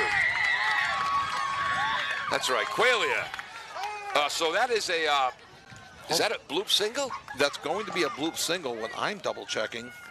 And nobody's arguing, so I'm going to say this with a hush. Yep. Not an infield fly because the infield was in. Oh, yes, and it's going to be a routine play. It did hit the outfield grass. Right. So scoring on the play is Emily Quillia. And moving to third is Nina Sullivan. Moving to second, Mary Bosch. Riley Camacho with an RBI single. And we're tied at 2. Ball is outside, charging, sliding under the tag. The Bombardiers have the lead. As scoring was Nina Sullivan from third base. And wild pitch? Wild pitch. It was high and outside. Did go off her glove, but it was high and outside. 1-0 to the freshman Ronay. Quite Walsh. Called strike low in the zone. 1-1. Ronay has struck out twice. She's foul tipped and struck out swinging. Third leading hitter in the Hawk. And a freshman hitting number 3 in the lineup for the Bombardiers. Infield remains in for King Phillip. Swing and a miss. It's 1-2 on that wild pitch. Camacho is now at second base, and at third base, is that Mary? Mary Bosch. Yep. 1-2 to Ronay. And there's that sidestep delivery. 2 balls, 2 strikes. Attleboro scored 2 runs. They have 4 hits this inning. 1 an infield hit, 1 a bloop. Funny game, baseball. Or softball. Baseball, too. Yep. Swing and a miss. At a pitch by McCoy, her 9th strikeout, 2 outs. Bombardiers have 2 runs in scoring position, and here comes Victoria Parent. And as expected, though we didn't officially say it, Bo Decker ran for Parent. Parent re-entered the game. Oh, there's a blast to deep center field! Off the wall, 1 run is in, 2 runners in. The Bombardiers have scored 4 runs this inning. They lead 5-2. Are you kidding me? And for Vicky Parent, has RBI number 29 and 30 on the season for Victoria Parent going after the first pitch. Driving in, Riley Camacho and Mary Bosch. Wow, that's the second time she swung at the first pitch. She's fouled out to the catcher. She was hit by a pitch. Interesting play here, Paul. We have a pinch runner for Parent, which means if she comes out, my understanding of the rule is she is out and cannot come back in. So we will probably see the emergence of Ari Amaral. No, we will not, because I think Coach Homer just clarified that rule. Yeah. I agree with not running for Vicky Parent right now. If this was the 6th or 7th, right, maybe. But she's your cleanup hitter. But she's your cleanup hitter, and called strike. Attleboro has 5 hits this inning and 4 runs. Called strike 1 to Maddie Moran, who's walked him and stranded at second, and had an RBI single to center field in the bottom of the 3rd. Swinging at strike 2? Yep, and quickly down 0-2, but Moran again swinging very confidently. If I'm McCoy Walsall, I might come back with that riser again. Yeah. You mean like that? Like that. I'm not heard, though. So. Bombardier sent 8 batters to the plate. They score 4 runs. 1, 2, 3. 4 hits in that inning. I'm sorry. 4 hits in that inning. So they have a total of 5 in the game. And the Bombardiers lead 5-1 after 4 full. Wow. We'll be right back on AACS 15 Sports. Bristol Glass, 110 North Main Street in Attleboro, has supported local high school sports for many years. Bristol Glass has been chosen for glass replacement projects for home and business for over 60 years. From shower doors to auto glass and mirror replacement, Bristol Glass is ready to do the job. They accept most insurance plans and serve several communities around the Attleboro area. They're open weekdays from 8 a.m. to 4:30 p.m. You can contact them at 508-222-5810 and on the web at bristolglass.com. The wild pitch unearned? Okay, so 4 runs are earned. Unless you determine that it's Sorry. Welcome back to AACS 15 Sports. Paul Healy along with Kevin Callahan. Dave Angel set up our equipment and is running our graphics. Jim Jones is the engineer in charge. Attleboro leads incredibly 5-2 as we head to the top of the 5th. This is the number 3 batter, Taylor Regan, this outstanding first baseman. She has a base hit to right center, stole a base and was stranded at second, and lined out to the right fielder, Mary Bosch. 0-1. 0-1 on a foul ball to the Bristol Glass parking lot. Lofts that into short left. Ronay makes the call, makes the catch. They said no. Oh boy. I think she had it in her glove long enough, Paul. Hit the ground, ball came out. Is this like wide receiver football? You got to see it through to its conclusion? Do you have to see it through to the ground? And Ronayne is getting up slowly as she collided with the left fielder, Paige Qualia.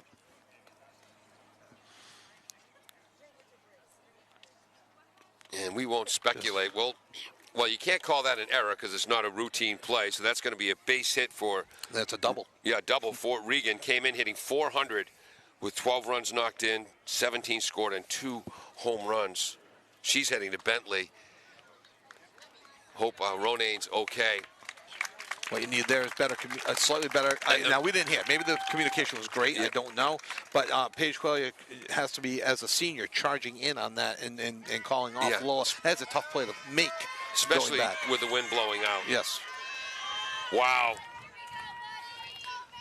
And Maddie Paschke now steps to the plate. No outs. Runner on second for Paschke, who is 1 for 2 with a single to center and a fly out to right field. So it popped out of her glove when she went to the ground. Ball 1 outside. Think wide receiver in football, trying to see it all the way to the ground. Because I thought the arm came up to call it out, almost like on the transition. Yeah, well, if you drop it on the transition, it's definitely a catch. But that was not in the transition. Correct. Low 2-0, and again, an easy game for the press box. Oh, absolutely. That is a very difficult play. Yep. And to be fair to Paige Clelia, I didn't see where she started. Yeah. You know, I don't know if she could have had that or should have had that. You know what I mean? So it's our Attleboro's outfield is playing deeper than King Phillips. High ball 3 is a number of members of the Attleboro baseball team now watching from center field. They're traveling out to Springfield Central on Sunday to play. 3-0. Where Ryan Dolinger and I covered the girls' basketball game. Maddie Paschke. Change up, strike to Maddie, 3-1. I think Jenna was concerned she was going to have the green light on 3-0. Well, she took something off of that. Paschke actually started walking to us first like it was ball 4, but Jenna took something off that bit of a change up. Clearly a strike on the outside corner, but not flat down the middle. Paschke with 1 RBI today, over 100 hits for her career. Line drive, left field. Sullivan gets it. Quayle, excuse me. Thank you. Sullivan's in center. And I got to say, we hate to criticize Coach Fallon Como, but she should have advised Maddie not to hit the ball so darn hard. Yeah, exactly. That's Paschke's second hit of the game. And now they have runners at the corners, trailing 5-2. First 2 runners on here in the top of the 5th. They now have 7 hits in the game. The Petrillo walked back into the first and lined out to short. As a deep fly ball to right field. Bosch is back over her head. A ground rule double. That'll be 1 RBI. 3 hits in a row for, how about KP? They fall behind 5-2, and they come back with 3 hits in a row. A team like King Philip is not going to go anywhere, Paul. Not with their record, not with their offense, not with 7 of their 9 players in the Hawk batting averages. They are a tremendous hitting team. Ground rule double, just 1 RBI. And we'll see if we have a pitching change here, Paul. We are the 3rd time through the lineup for half the team, and Lola Ronayne possibly coming in. It's now 5-3 with the tying runners in scoring position. Nobody out, top of the 5th. Coming in, Petrillo had walked line to short, and now that long ground rule double. Just over the head of Mary Bosch. And it looks like Jenna will be staying. I can't tell yet. Yep. As Coach Homer left, but the infield circle remains. Jordan Bennett will step up. Jordan has scored 18 runs, hitting .424, 2 homers, 31 runs knocked in. She is struck out, had a base hit to center field, and scored the Warriors' 2nd run. Going to Salve Regina. Maddie Moran in very far at 3rd base, expecting bunt, infield in all around. That's our way, Paul. Straight over our heads. Nice catch on one hop by a KP fan. 0-1 to Jordan or Joe. Great turnout here by King Philip and Attleboro fans behind us on the outfield fence by the baseball team and down the left field line. Yeah. And they can just feel the tension here. Oh, the playoff atmosphere. You got 2 great teams, 2 Hawk teams. I mean, how many times have we said we're Hockamock snobs? Yes. We've seen 2 great Hawk teams play a tremendous game so far. Just a bit outside. 1 ball, 1 strike to Bennett, the second baseman. A tremendous pitcher herself. Yeah. Yeah, Bennett 7-0 on the season in 48 1/3 innings. 75 strikeouts against just 2 walks. Ball high and out, 2-1. Second and third, nobody out again. Yeah, outfield, left field's a little bit shallow. Center field straight away center, right field straight away in right. Now Sullivan breaks a little bit towards right field. Ball, 3-1. Boy, that leadoff throw down to third back in time was Paschke. Boy, it's funny. So many hard hit balls. It's the bloops that kill you. Yeah. Second and third, nobody out. Bennett. Swing and a miss. Nice breaking ball. 3-2 from Jenna Callahan, the sophomore right-handed hurler. Top of the fifth, 5-3, tying runs on base for King Philip. Take something off that. That's popped up. Ronayne makes the catch, and again, not a forced play, so not an infield fly rule situation. 1 out. 2 runners remain in scoring position, Ali Cessair is coming up. She's walked and been stranded at second. Had a sacrifice bunt in the top of the fourth. We're in the top of the fifth. Checking out her armband for the signals from Coach Como. And you wonder if maybe the bunt will be on. It'll be a tag play at the plate. Unlike the fourth play, you've got to make a perfect throw. High and outside, ball one. And the difference here is like most bunts aren't the suicide squeeze. They are the safety squeeze. When in baseball, you've got to get the suicide down no matter where it's pitched. Softball, you get the late lead, safety squeeze. Make sure the bunt is down before you break for the plate. Fouled back. Heads up. 1 ball, 1 strike. Allie, the designated player today. If you're thinking old school, she's hitting for McCoy Walsh as the DH. Yes. 15 runs knocked in, 322 average, 15 runs scored. Swing and a miss. Change up, high and up, 1-2. Wow. Moran, I'm sure, could take a step or two back now at third. Parent can back up a couple steps as well at the corners. Outside. You could hear some of the oohs. I thought that was outside. Yeah, that was, But I could see where the angle is, where you are, where you think, because it had the height and it may have just crossed. But good call by our umpire. 2-2. 3-2. Almost has this hair going for that one on the high, just a little bit too high on the high heat.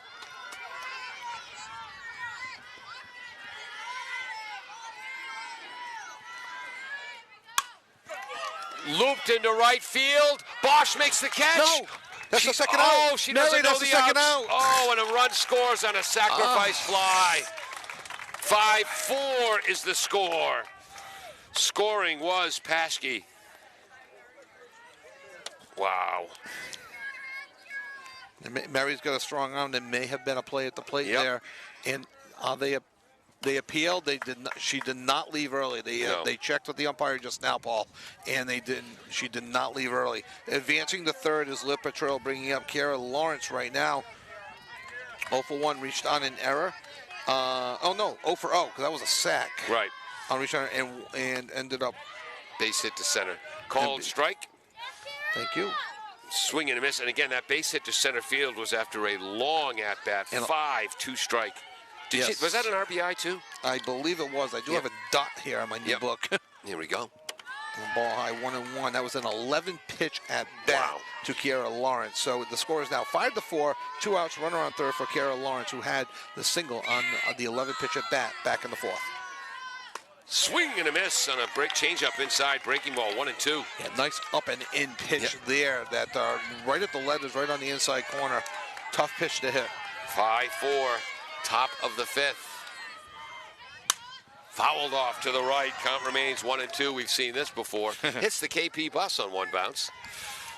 Wonder if they have called Bristol Glass parking lot to see if the insurance covers that broken glass. Mark LaFontaine, Mr. Blue Pride, chasing after the foul ball. Fouled off to the right. Mark, while you're there. Hits the KP bus on the bounce. This will be the 6th pitch of this hit-back coming up. I wonder how many times Kiara Lawrence has struck out this year. I'm going to bet it's not many. Does a good job putting the bat on the ball. See if Jenna tries to get her something high here. Change up. 2-2. Just a bit up high. And did not mean that one sarcastically like we usually do when we say just a bit up high. So 2-2 to the 8-hitter. Swing and a miss on a pitch on the outside edge. Just the fifth strikeout for Jenna Callahan. And what could have been much worse for the Bombardiers, they escape with a lead. 2 runs on 4 hits that inning for King Philip. They now have 9 in the game.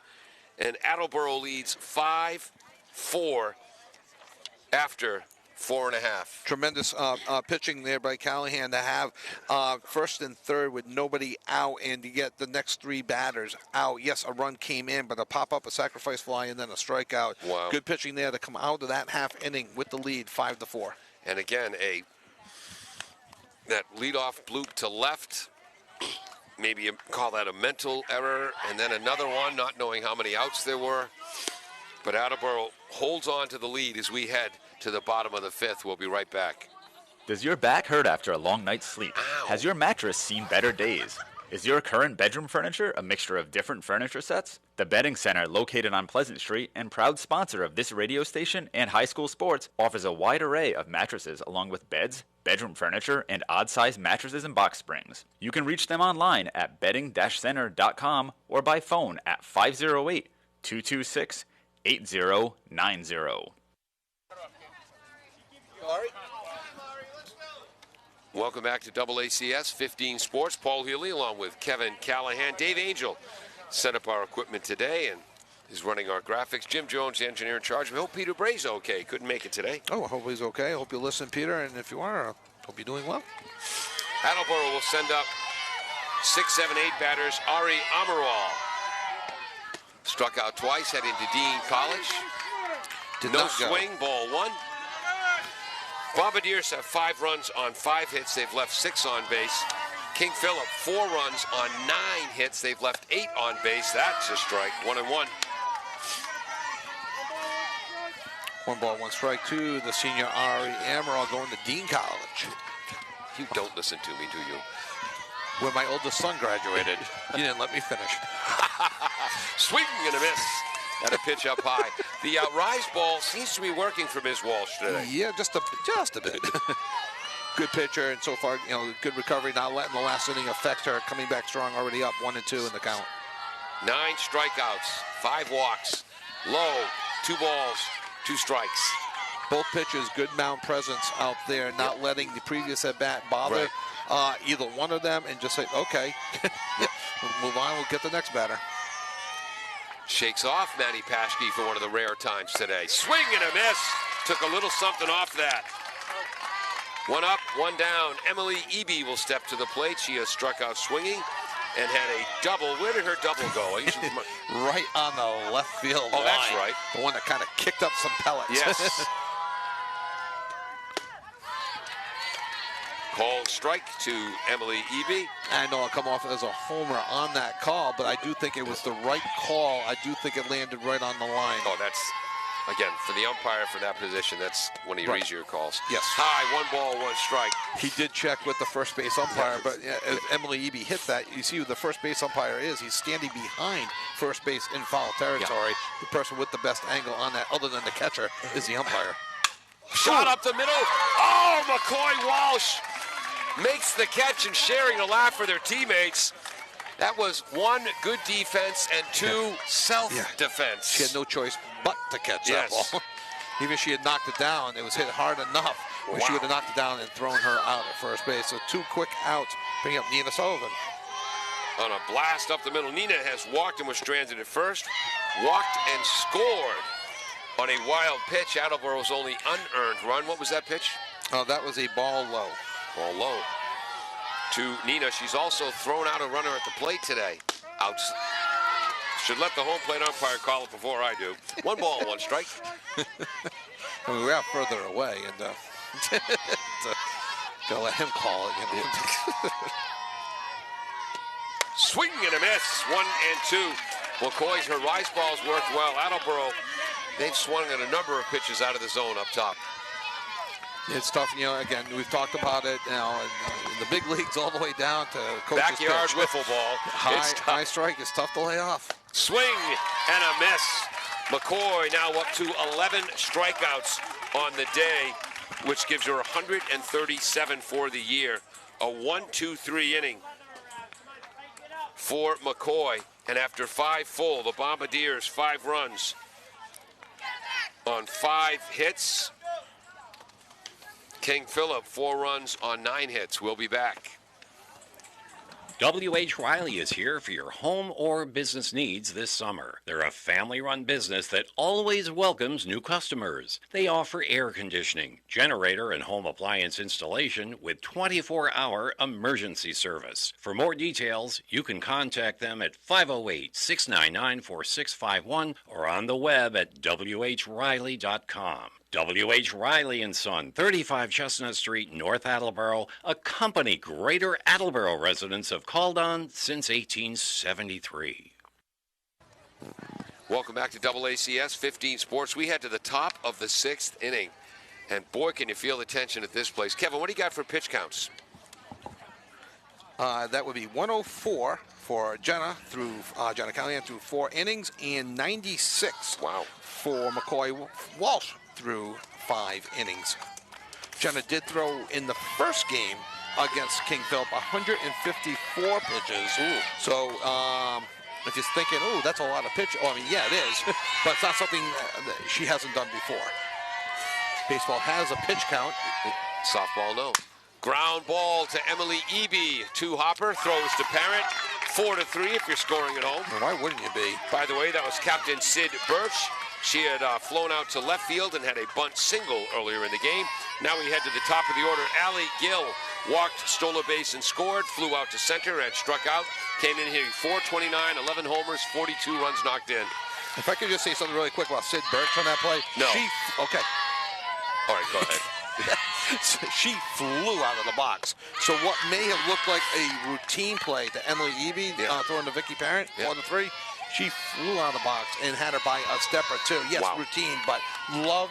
I mean, we see it all the time in high school anyway. Love the hustle. Just misses inside. 2-0 to Allie Gill with a .964 slugging percentage.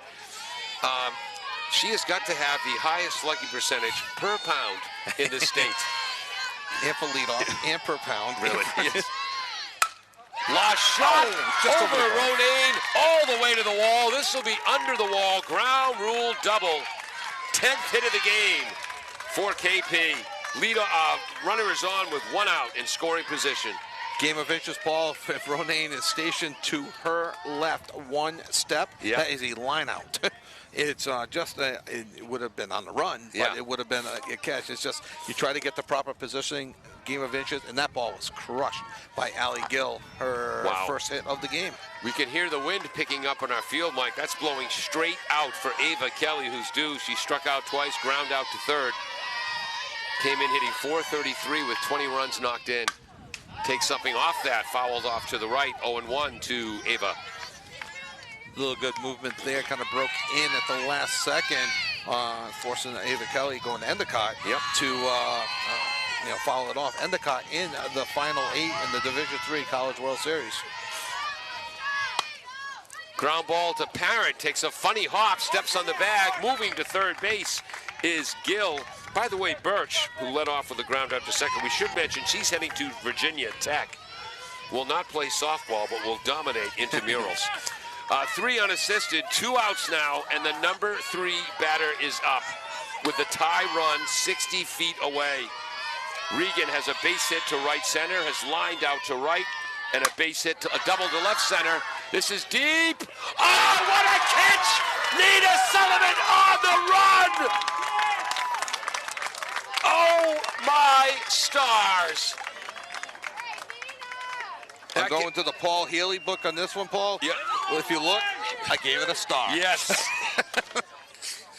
Wow. Taylor Regan has hit the ball hard every time she's been up, all 4 times, robbed by the defensive play of the game by Nina Sullivan, who must, we remind you, also threw a runner out at the plate earlier in this game. Heavens to Betsy. We'll be right back. Falls AC, 8 Stack Road in North Attleboro, supports high school sports in our community at every level. Opened in the early 80s, owner Angelo Cavallari is proud of their 40 years of service to the Attleboros. Falls AC is open 7 days a week from 10 a.m. to 1 a.m. They have lunch and dinner daily, banquet rooms for your meetings or get-togethers, and dart leagues. The entire staff at Falls AC wishes the high school athletes the best of luck in every game. Falls AC, 8 Stack Road, North Attleboro, 508-695-2688. Welcome back, folks. Kevin Callahan has a chance to do something he loves to do best. He's correcting me. I said Regan had hit the ball hard all 4 times and going 2 for 4. Yes. Her double, I mean, that was the blue. She put the ball in play. Right. I want to give her credit for that. Right. Hitting hard. I mean, she hit it high. All right. So she's only begin with an H. She's only crushed the ball 3 out of 4 times. Okay. Just in the interest of accuracy here, Paul. That was a great hit and a great play by Nina Sullivan.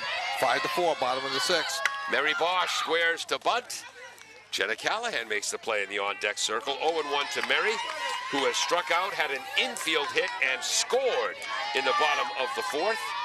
Attleboro has scored 4 runs on 4 hits in the bottom of the fourth inning. I flinched. Fouled back right at me. 6th flinch of the season.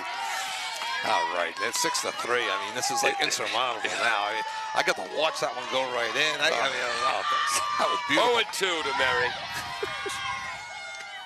Swing and a miss. And again, another strikeout on that pitch up in the zone. That is the 12th strikeout today, 138th of the season in less than 77 innings. Incredible.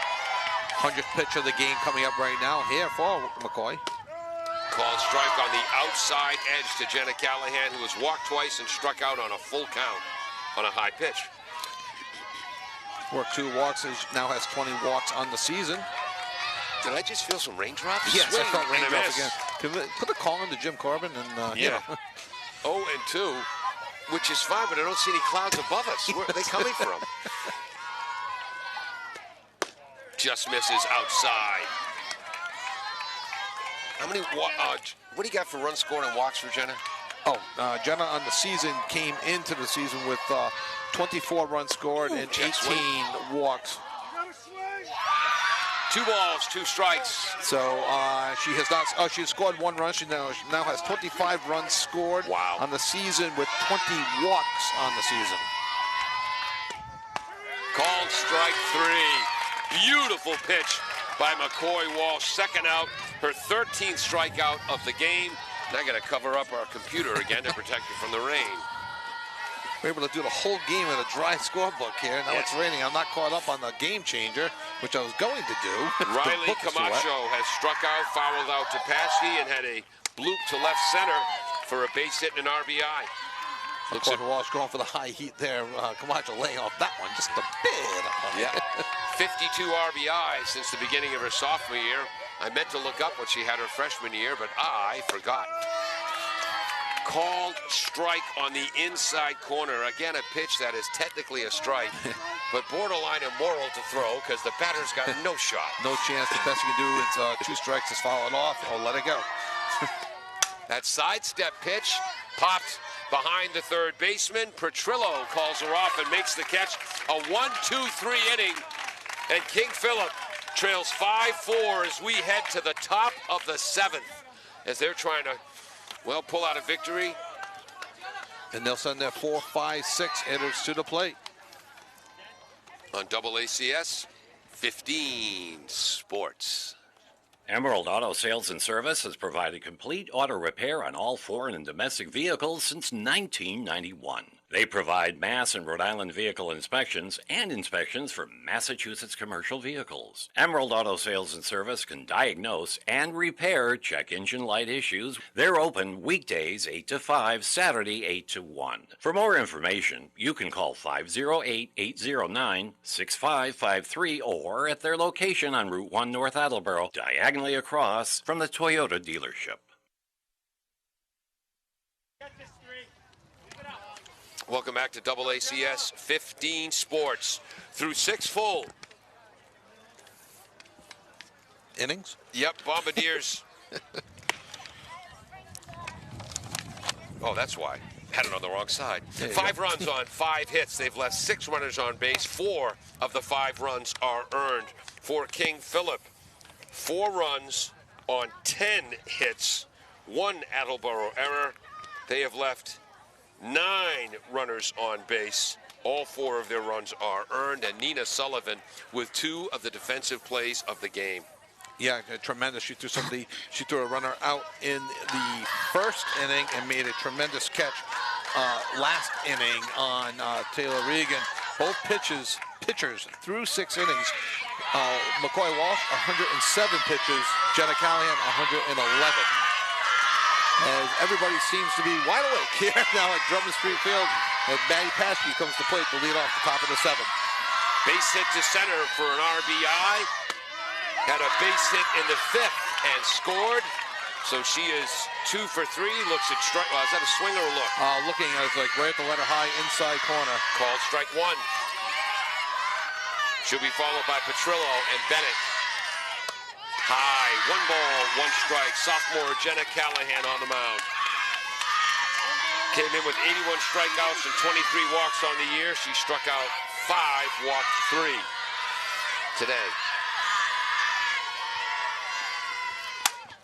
Blast to right field. Oh, what a catch! Foul ball. Oh, she called a fear. Mary Bosch again when she hit the ground. The ball came out. Paschke's going to go to third. A triple for Paschke, and the tying run is 90 feet away. Your angle on that was that because I saw her land in foul territory. Oh no, she touched that in fair territory. Did she? Okay, no, because I saw her, and that's what Coach Homer's checking right now. In her glove fell out, Paul. Yep.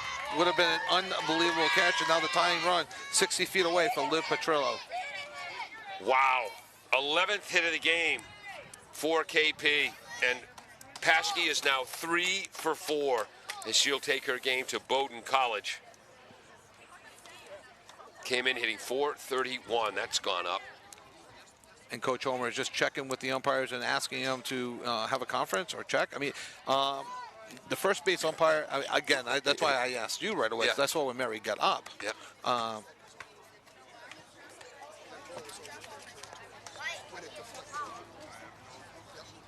Yep, both umpires agree she was in fair territory. Okay. And I agree with that as well. Great effort by Mary Bosch. And now Coach You kind Homer of wonder if Yep. that hit in the heel of the glove, and she couldn't. And then she brought, and then all her momentum Yeah. brought it that way. Yes. So when she hit the ground, it popped out. Catch that in the webbing, it sticks. Yep. Great effort. It's a big ball. I know. And the baseball fits into the glove so much better than the softball does. So now a mound visit for Petrillo, the 5-hitter. Be curious to see. You almost have like a free at bat here. You don't have to do a bunt. You don't have to play for the tie. Yeah. She has not struck out. She's put the bat on the ball twice, a double to right and a line out to short to go along with a walk. Might be And an playing RBI. Yes, and might be playing for the go-ahead. The tying hit here. 4 runs, 11 hits, 9 left on base for King Philip. As Jenna Callahan has been battling all day against one of the best teams in the state. King Philip and Taunton have dominated the Hockomock League this year. Just 3 losses on the year for King Philip. Taunton 20-0. 2 losses for King Philip came against Taunton. Open stance for Petrillo. Pops Deep to center. makes Sullivan. the catch. Paschke scores on the sacrifice fly. We're tied at 5. Second RBI of the game for Petrillo. Wow. And that's why I'm surprised. I mean, I'm not surprised they didn't bunt. You want to get the ball in the air. There's so many different ways to score that tying run with no outs there. And Liv Petrillo doing her job, getting the ball up in the air. We talked about Nina Sullivan's arm. Yeah. Nobody is throwing out Maddie Paschke there. Jordan Bennett is struck out, base hit to center field, and scored. And a foul ball out of play down the third base line over the Attleboro dugout. And popped out to short. So 1 for 3. 0-1 to... She's listed as Joe Bennett on the lineup here from Coach. Yeah, and I think she's listed as Jordan Bennett Fallon. on the Hawk. So Joe for short for Jordan. Her friends call her Joe. Okay. We'll call her Jordan. Breaking ball. 0-2. Callahan does not flinch as it goes right over his head. No flinch. A lot of things go over my head. Oh, rats. Are you still upset about the flinch? No. Misses outside. 1 ball, 2 strikes. Good spot for that. Great spot on 0-2. Bennett not biting on the pitch, but a great pitch there as it crosses the left-handed batter's box. 1-2. Blast to center field. Sullivan is there. 2 outs. Tied at 5. 4-pitch at bat there for Bennett and a line out 2. Sullivan bringing up Ali Ciceri, who has walked, sacrificed bunt and thrown out at first, and a sacrifice fly to Mary Bosch in right field. For an RBI, that was big. 2 outs, bases empty, again, 5-5, top of the 7th. Sac fly wasn't that deep, but Attleboro lost track of the outs. Fouled off to the right, 0-1 to Cecile. Bombardiers in the bottom of the 7th will send up their 3, 4, and 5 batters. Ronayne, Parent, and Moran.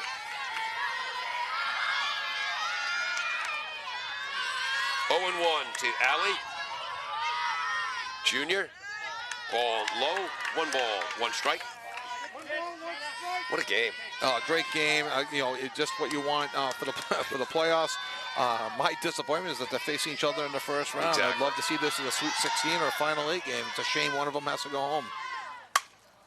Popped to the right side. Bosch comes in. Evie calls her off. Emily makes the catch.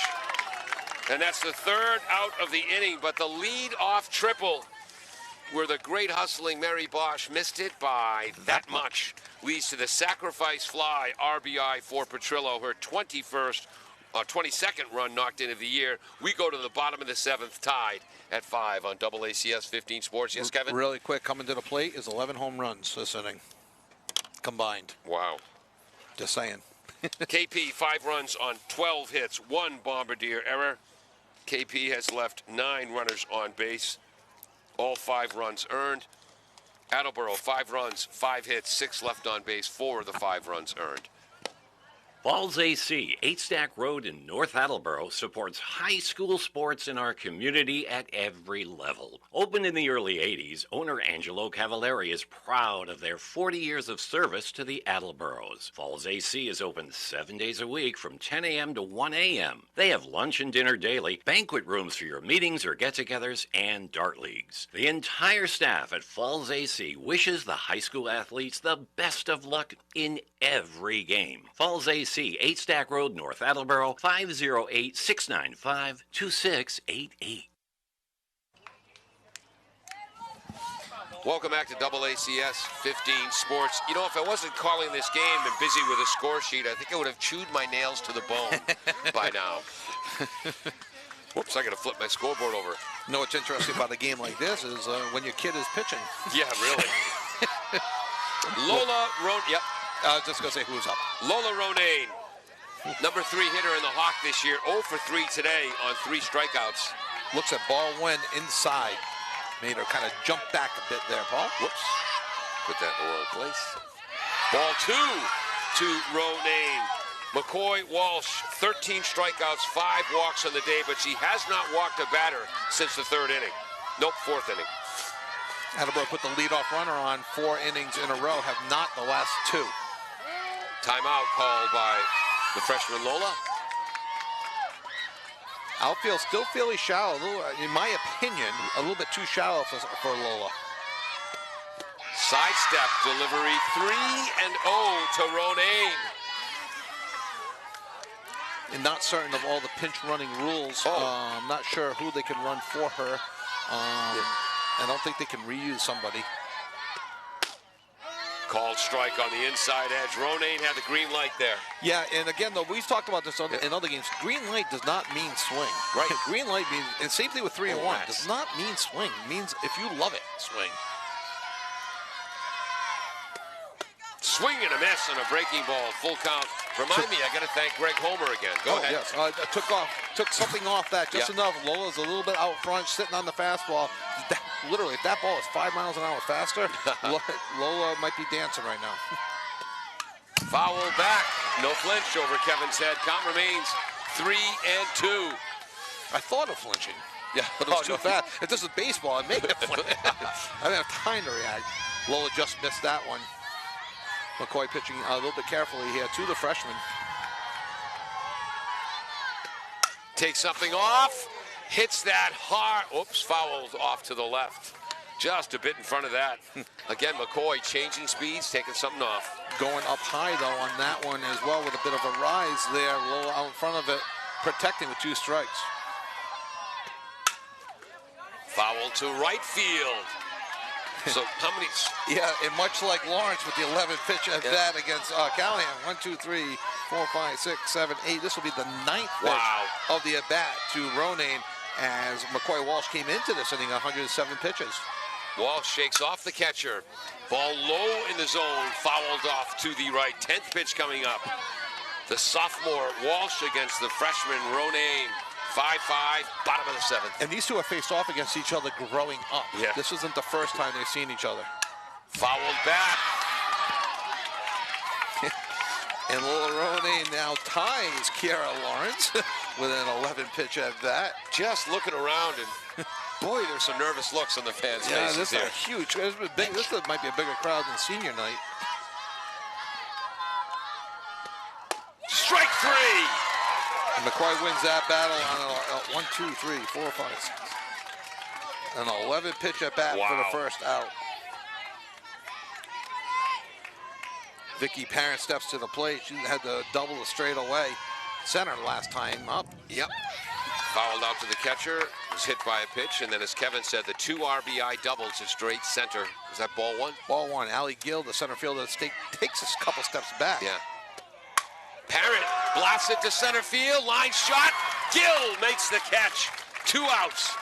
And what did we just say? Allie Gill just took a couple steps back. There's nothing more Vicky Parent could do. Either good coaching, or good communicating, or good remembering on Allie Gill, because that may have gone over her head. That was a sharply hit ball, but right before that, Allie Gill took 2 steps back in center field. Now goes back to her normal position for Maddie Moran. Swing and a miss. Maddie has walked, had an RBI single to center field, and struck out today. She's behind 0-1. And my bladder would love it if Attleboro could end it here. Foul. That's a half a flinch. No. 7-3. No half on that one. 7-3 on flinches. Though your flinch scared me. I mean, flinch. I'm like, what are you doing over there? 0-2 to Maddie. Ball high. Lays off the high heat. As Walsh goes just a little bit too high. And obviously King Phillip is just not comfortable with their other pitchers. Oh, yeah. They're very comfortable with their other pitchers. I know. Swing and a miss. Let's play 8. 15 strikeouts out of 21 outs. And we head to the 8th inning, tied at 5 on AACS 15 Sports. Bristol Glass, 110 North Main Street in Attleboro, has supported local high school sports for many years. Bristol Glass has been chosen for glass replacement projects for home and business for over 60 years. From shower doors to auto glass and mirror replacement, Bristol Glass is ready to do the job. They accept most insurance plans and serve several communities around the Attleboro area. They're open weekdays from 8 a.m. to 4:30 p.m. You can contact them at 508-222-5810 and on the web at bristolglass.com.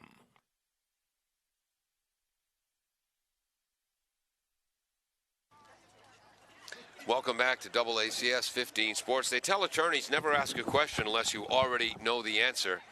I'm not an attorney. Kevin, you got a pitch count?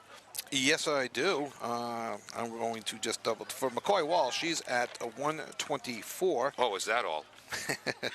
4 and 3 is 7, 8 and 11. And for Jenna Callahan, through 7, 122 pitches. As we enter the top of the 8th, Kiara Lawrence, who has about 20% of the pitches herself, comes to the plate. She had a sacrifice where she reached on an E5, base hit, and an RBI, a triple to center field for an RBI, has struck out. Long at bats, bunt attempt, foul on the right side, 0-1 to Kiera. Always tough to bunt from the right-handed batter's box versus the left-handed box. You're missing about 2 steps. Yeah. And look what Moran is playing. Wow. Moran's like, give me a bat. I'm almost in the batter's box. Breaking ball outside, 1-1. I believe you described Maddie Moran as being way wicked in at third. Lawrence not showing bunt there. Yeah. I would, and she may be taking a step back. Parent in as well. Evie shading first. Breaking ball fouled to the right. Out of play, 1-2. Right next to your car. Yeah. Your car is sort of like protected by the tree. The tree refused to produce leaves. Yeah. Which is weird. Moran obviously not caring about orthodontist bills. Her parents will pay those. Now she's moved back. Breaking ball just misses to the outside edge, 2-2. Gee, you think Jenna wanted that? Jenna and the whole Callahan family wanted that. Camacho confirms the count with our umpire. Pimentel. Outside, 3-2. 2-2. 3-2. Did I miss a ball? Yep. You were too busy criticizing me. You get the habits, you know. That's Lawrence's 853rd foul ball of the day. Count remains full. The 8th pitch of the at-bat coming up. If you are indeed correct, that's a full count, which I have no reason to doubt you. Oh, you have plenty of reason, but it is a full count. Ball four. Leadoff walk in the top of the 8th. Obviously, a bunting situation now for Sid Birch as two, Allie Gill sits on deck in the leadoff spot. 4, 5. It's the 6th out of 8 innings KP's had the leadoff runner on. Moran way in, Parent way in, bunt. To Moran, throws to first. They throw behind her! And he couldn't make the tag on the one-hop throw. Nice, smart play by Parent and outstanding play by Qualia, the left fielder, to cover third. And did that bunt go 5-3 or 5-4? And who threw the second, Eby or Parent? Oh, I don't know. I think it was Eby. Was it Eby? Okay. Yeah. And they get Lawrence down to second, and like a snap throw or on the line may have had her. It was just they had to make sure that the player was there. Did not want to throw that away. So runner on second, one out, top of the order, Allie Gill. Birch 1 for 4 now with a base hit on a bunt. Gill 1 for 4 with a run scored. Walked to lead off the game, stole a base and scored in the top of the first. Looks at called strike 1. Flew out to center, struck out in the 4th. Double to center field, ground rule double to center field in the 6th. Outside, 1-1. This game started at 4:05. It's now 6 o'clock.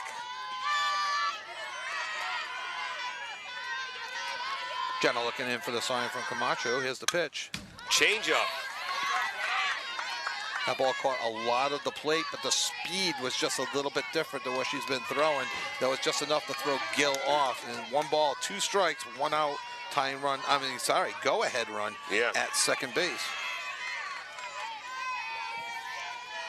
Jenna looking in for the count and the sign from Camacho. Slip pitch. Oh! Oh! No, it's not. Oh, my gosh.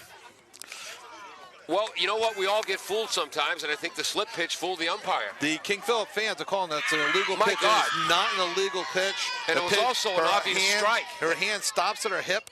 Fastball fouled back. That was dead center of the strike zone. Oh, well. What's the count? It's 2-2. I used to carry the rule with me, Paul. Yeah. That is not an illegal pitch. Her hand stopped at the hip. It was not a second rotation. Just to answer the King Philip fans, again, I used to carry the rule around with me. That was as most obvious a strike as you'll ever see. Outside. 3 balls, 2 strikes. And to have the guts to throw that slip pitch in this situation.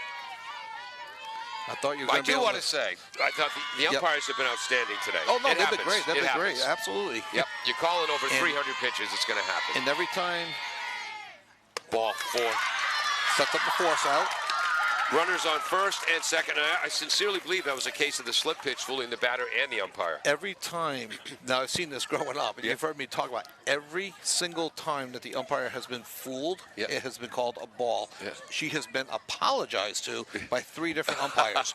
One time, the next pitch was a bases clearing triple. It would have been the 3rd strike. The next day in Canada, with the French accent, the umpire found her and apologized to her. Said, I've never seen that. It is, and again, just to reiterate, because I've heard this for many years, it is not an illegal pitch. It's based on the rotation. Remember the quarterback Mike Power at BC years ago? Oh, yeah. In the late 80s? His father was a great basketball player at BC. My father's officiating the game. Where he comes down, and we're talking like early 60s, between his legs, behind his back, my father called a travel. It was not a travel. He apologized to him after the game and said, I'm sorry, I had never seen that before. and it just looks wrong, and you err to the other side is what happened, which is a shame. Ava Kelly hitting .433 in the year. She struck out twice, ground out to third, and ground out to first. Looks at strike one, .433 in the year, 20 runs knocked in, scored 31. Ava heading to Endicott.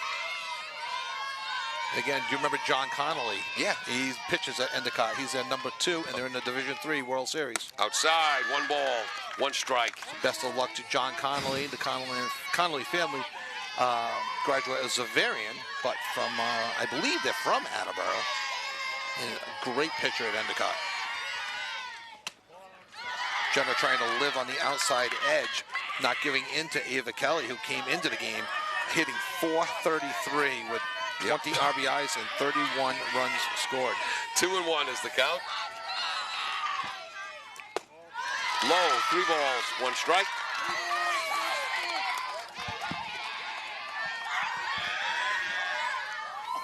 Squeeze. Used to like that band.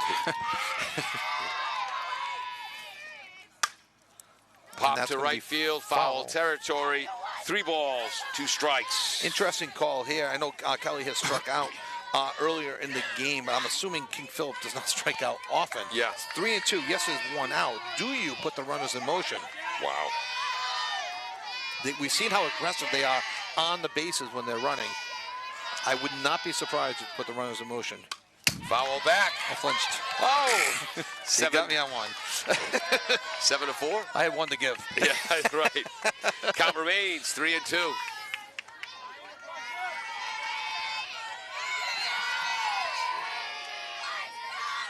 Sophomore Jenna Callahan steps on the mound. Hasn't shook Camacho off all day. Blast to right field. Actually, Bosch comes in. Runner is tagging. I'm not sure where Bosch is throwing. She threw home. Yep. Surprised the runner on first and advanced to second. So fly out to right. Lawrence moves to third. Runners at the corner. 2 outs. And the number 3 batter coming up. Do you think that was a case of they're so aggressive, I'm just going to throw home to make sure they don't take the next base? Yeah. Okay. Interesting call here. Now, what do you do with Allie Gill? Do you get her down to second? And if so, do you try to throw her out with 2 outs? I think they give second. Callahan signaling to the center fielder Sullivan. Runner is Take it all going. away, and they gave her second. And they throw back to Callahan. I'm not surprised. You just don't want to risk throwing it away. You got the 3-hitter up. You can pitch Regan a little bit more closely here. And, Paschke's on deck, of course. Blast to right field. Foul. That's a 0-2. I guess you're not pitching her too closely. Taylor today. And again, Taylor, she's heading to Bentley, but she's got a base hit to right center and a stolen base, lined out to right field, bloop double to left center, and was robbed on the defensive play of the game by Nina Sullivan, a running catch to her left on a ball hit way wicked deep. There's a slip pitch. Oh, no, come on, Blue. He didn't call that a ball, did he? Yes, he did. How could you possibly call that a ball? How could you possibly call that a ball? Bull crap. That's not an illegal pitch. It's not an illegal. Wow, the umpire's twice been fooled on that pitch. It could not be more dead center in the strike zone. That one was more dead center. What's the count? 1 ball, 2 strikes. And Coach Homer's got to be careful for arguing balls and strikes. Wow. So.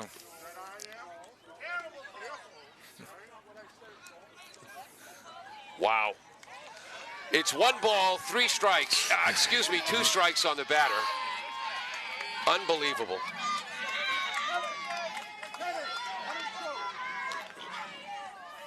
And other than those 2 pitches, the umpires have been great today. Another fine game. Yep. Wow. Wow. Outside, 2 balls, 2 strikes. Nice stab by Camacho there. That ball was spinning away, and Riley had to make a stab in the left-handed batter's box to prevent the run for scoring. It was reset here, Paul. It's 2-2, second and third. Tie game here, top of the 8th, and that saved the run. 3-2. A very aggressive lead by Gill at second base. Yeah. There's huge if Yeah. Emily Hebe could sneak over there, which is way out of position, you could possibly have a play there. That's how aggressive that her lead is. Outfielders very deep for the Bombardiers. Fouled back, count remains 3-2. No flinch. Not even close to a flinch. Wow.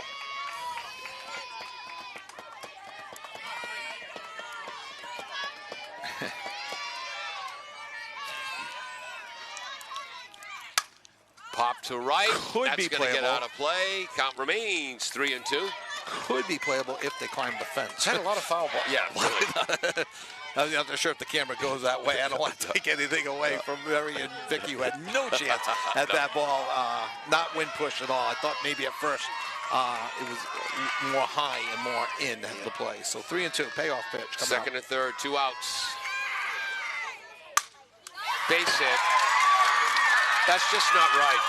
2 runs will score a 2-run double for Taylor. Single for Taylor Regan. It is 7-5 King Philip, and this inning should have been over. The inning should have been over. Wow. Great job batting by Taylor Regan on that base hit. Tremendous at to bat. right center. That was an 8-pitch at bat for Taylor Regan. Wow. And a tremendous at bat, 2 runs, and King Philip takes the 8th inning lead, 7-5. Attleboro has battled all game. Needs to get this third out without letting any more damage happen. Called strike to Maddie Paschke, who is 3 for 4 with an RBI single to center field. In the first, she singled and scored in the 5th. A triple to right field in the top of the 7th, which led to the tying run. On an 0-1 pitch, pops that out. Oh, no. And that's a bloop single in an inning that should have been over. And runners are at the corners. 4 for 5 for Maddie Paschke. Have a day, Maddie. Bringing up Liv Petrillo, who has walked line to short. Wow. Got a double to right and hit a sacrifice fly to center field in the 7th inning, tying the game last inning. First and third, same situation. I have a feeling they're going to give Paschke second base. 14 hits. And No, they they throw threw to through. second. And they got her in a rundown. Throw to first. Oh, my Oh, gosh. they let her steal home. And that's how to manufacture a run for KP. Outstanding base running, their 3rd run of the inning. They lead 8-5. And a stolen base of Taylor Rigg and the steal home. Yep. And the inning should have been over on that slip pitch. 3 runs in, 2 hits. That's popped up. Mile high. Sullivan makes the catch in center field for King Philip. 3 runs in that inning on 2 base hits. They now have 14 in the game, so 8 runs on 14 hits. 10 runners left on base. 1 Attleboro physical error. A few more mental errors in there. We head to the bottom of the 8th. 8-5, King Philip. Falls AC, 8 Stack Road in North Attleboro, supports high school sports in our community at every level. Opened in the early 80s, owner Angelo Cavallari is proud of their 40 years of service to the Attleboros. Falls AC is open 7 days a week from 10 a.m. to 1 a.m. They have lunch and dinner daily, banquet rooms for your meetings or get-togethers, and dart leagues. The entire staff at Falls AC wishes the high school athletes the best of luck in every game. Falls AC, 8 Stack Road, North Attleboro, 508-695-2688.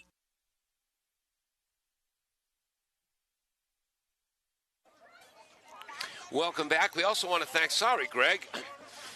Greg Homer, our newest underwriter of A Resilient Contracting. Go to resettlingthestandard.com. Next time you're in Tempe or Phoenix, Arizona, and need a carpenter, Greg Homer at resettingthestandard.com. Go to Tempe. Yes, and he's the son of Mark Homer, so he deserves your sympathy. Exactly. And your business. Well, we go to the bottom of the 8th, Paul. Attleboro chasing 3 here in extra innings, and we'll be sending up a pinch hitter for Ari Amaro. Looks like Paige Quelia. Yep. Paige, excuse me. Paige has battled some injuries this year. Does come in with a close to 300 batting average of 361 on base percentage. And she's been the left fielder, so Yes. she's coming in Emerald's spot, the designated player. Yeah, so that right. means Ari's. That means Ari's out of the game, Okay. and and then we'll deal with all the defensive stuff later on. So Paige Cuellar moves from left field and into Ari Emerald's spot. The senior going, Paige Cuellar, that is, the senior going to Rhode Island College to do what Carol does, go save lives and things as a like nurse. that. Yes. Jeez, she could have been a theater major. Do we have a new pitcher here, Paul? Number 9? No, that's okay. McCoy. Just making sure. McCoy Walsh. All of a sudden, things got really quiet, Well, and then I looked up to see the pitcher warming up, and it almost looked like it was a new pitcher warming up, just the way they were warming up. So I thought I missed something. McCoy Walsh, 15 strikeouts, 5 walks on the day, none since the 4th inning. And again, over the course of the season, take away the 6 forfeits, KP was 9-3 on the season. Only losses. 19-3. 19-3, excuse me. Only losses were to Taunton. Taunton twice and Bishop and Fee Bishop once. Fee once. Attleboro sent Paige Cuellar, Emily Evie, and Nina Sullivan. Paige looks at strike 1 here in the bottom of the 8th. Walsh comes in with 124 pitches through 7 innings. Called strike on the outside edge. Jenna Callahan I have unofficially at 162. Called strike. Beautiful pitch on the black.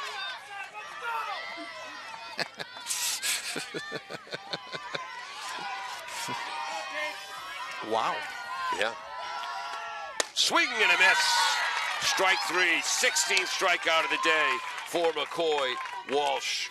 And again, over the course of the season, KP has been the better team, but gosh darn, the Bombardiers came close today. Emily Eby called strike on the outside corner. All right, 6 inches outside. But Emily today, after a long layoff with mono, has struck out, base hit to left field, a double to left field, and lined out to the pitcher, where Walsh made a tremendous self-defense play. 0-2 to Emily. Had no choice but to make the catch and save her own life. Emily Eby, the junior here. And has done some work for AACS over the year.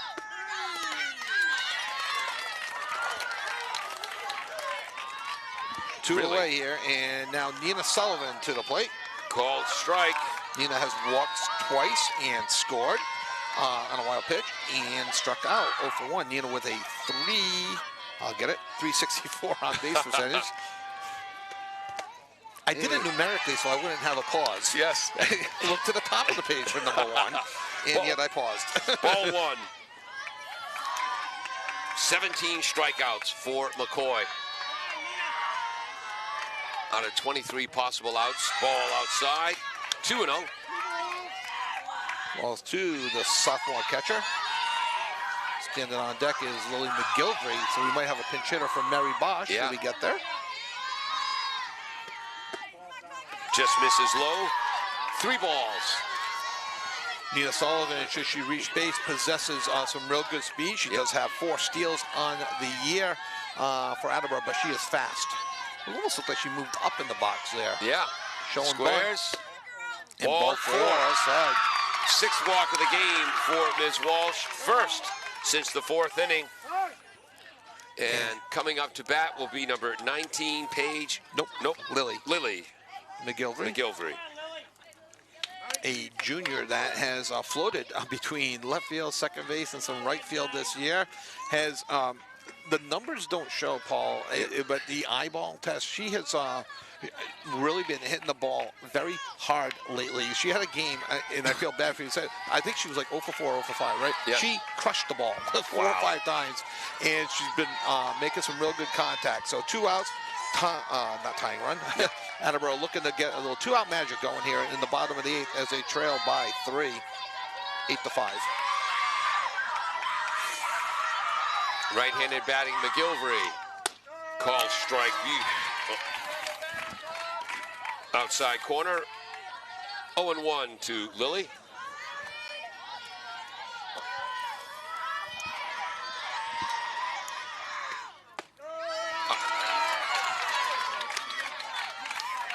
I hope the silence is 0-2. deafening on my part, Paul. I hope the silence is deafening.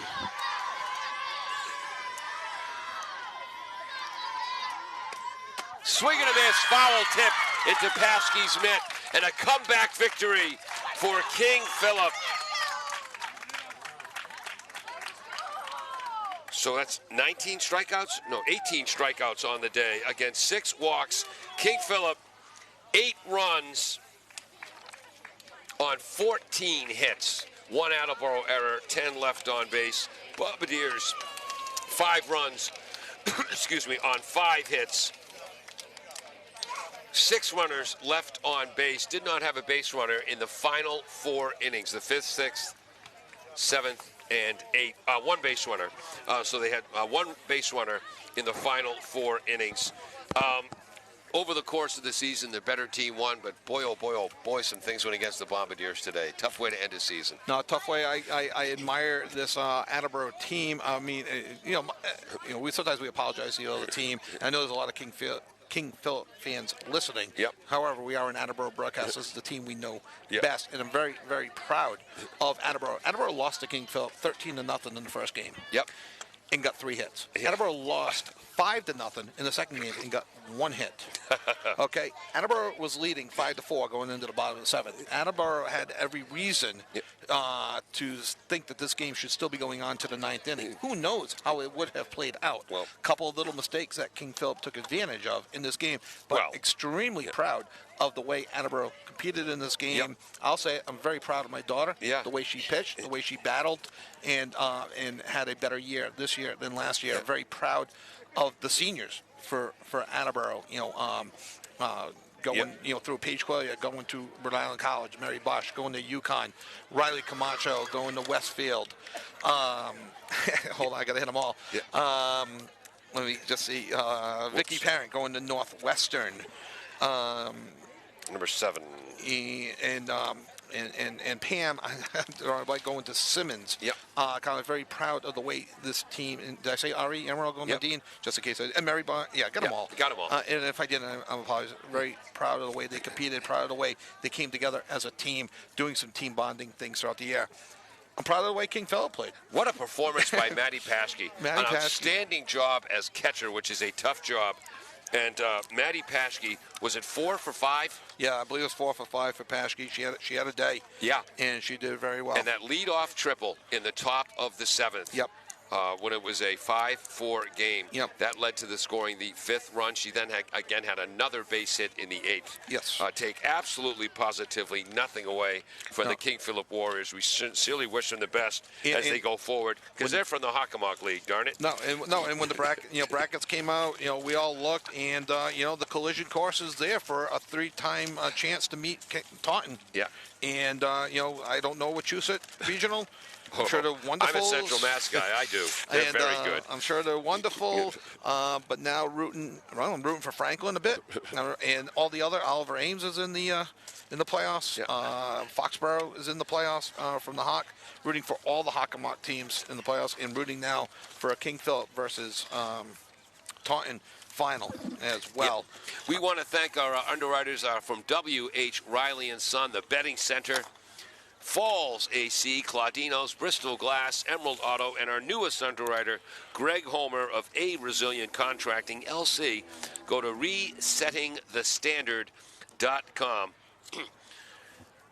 Paul, it's been a fun year. I look forward to doing hopefully some more games with you in the future. Obviously, I'm disappointed in the final outcome, but these things happen, and for the players playing on, it'll just make them better players from Attleboro. And there it is. I'm Paul Healy. He's Kevin Callahan.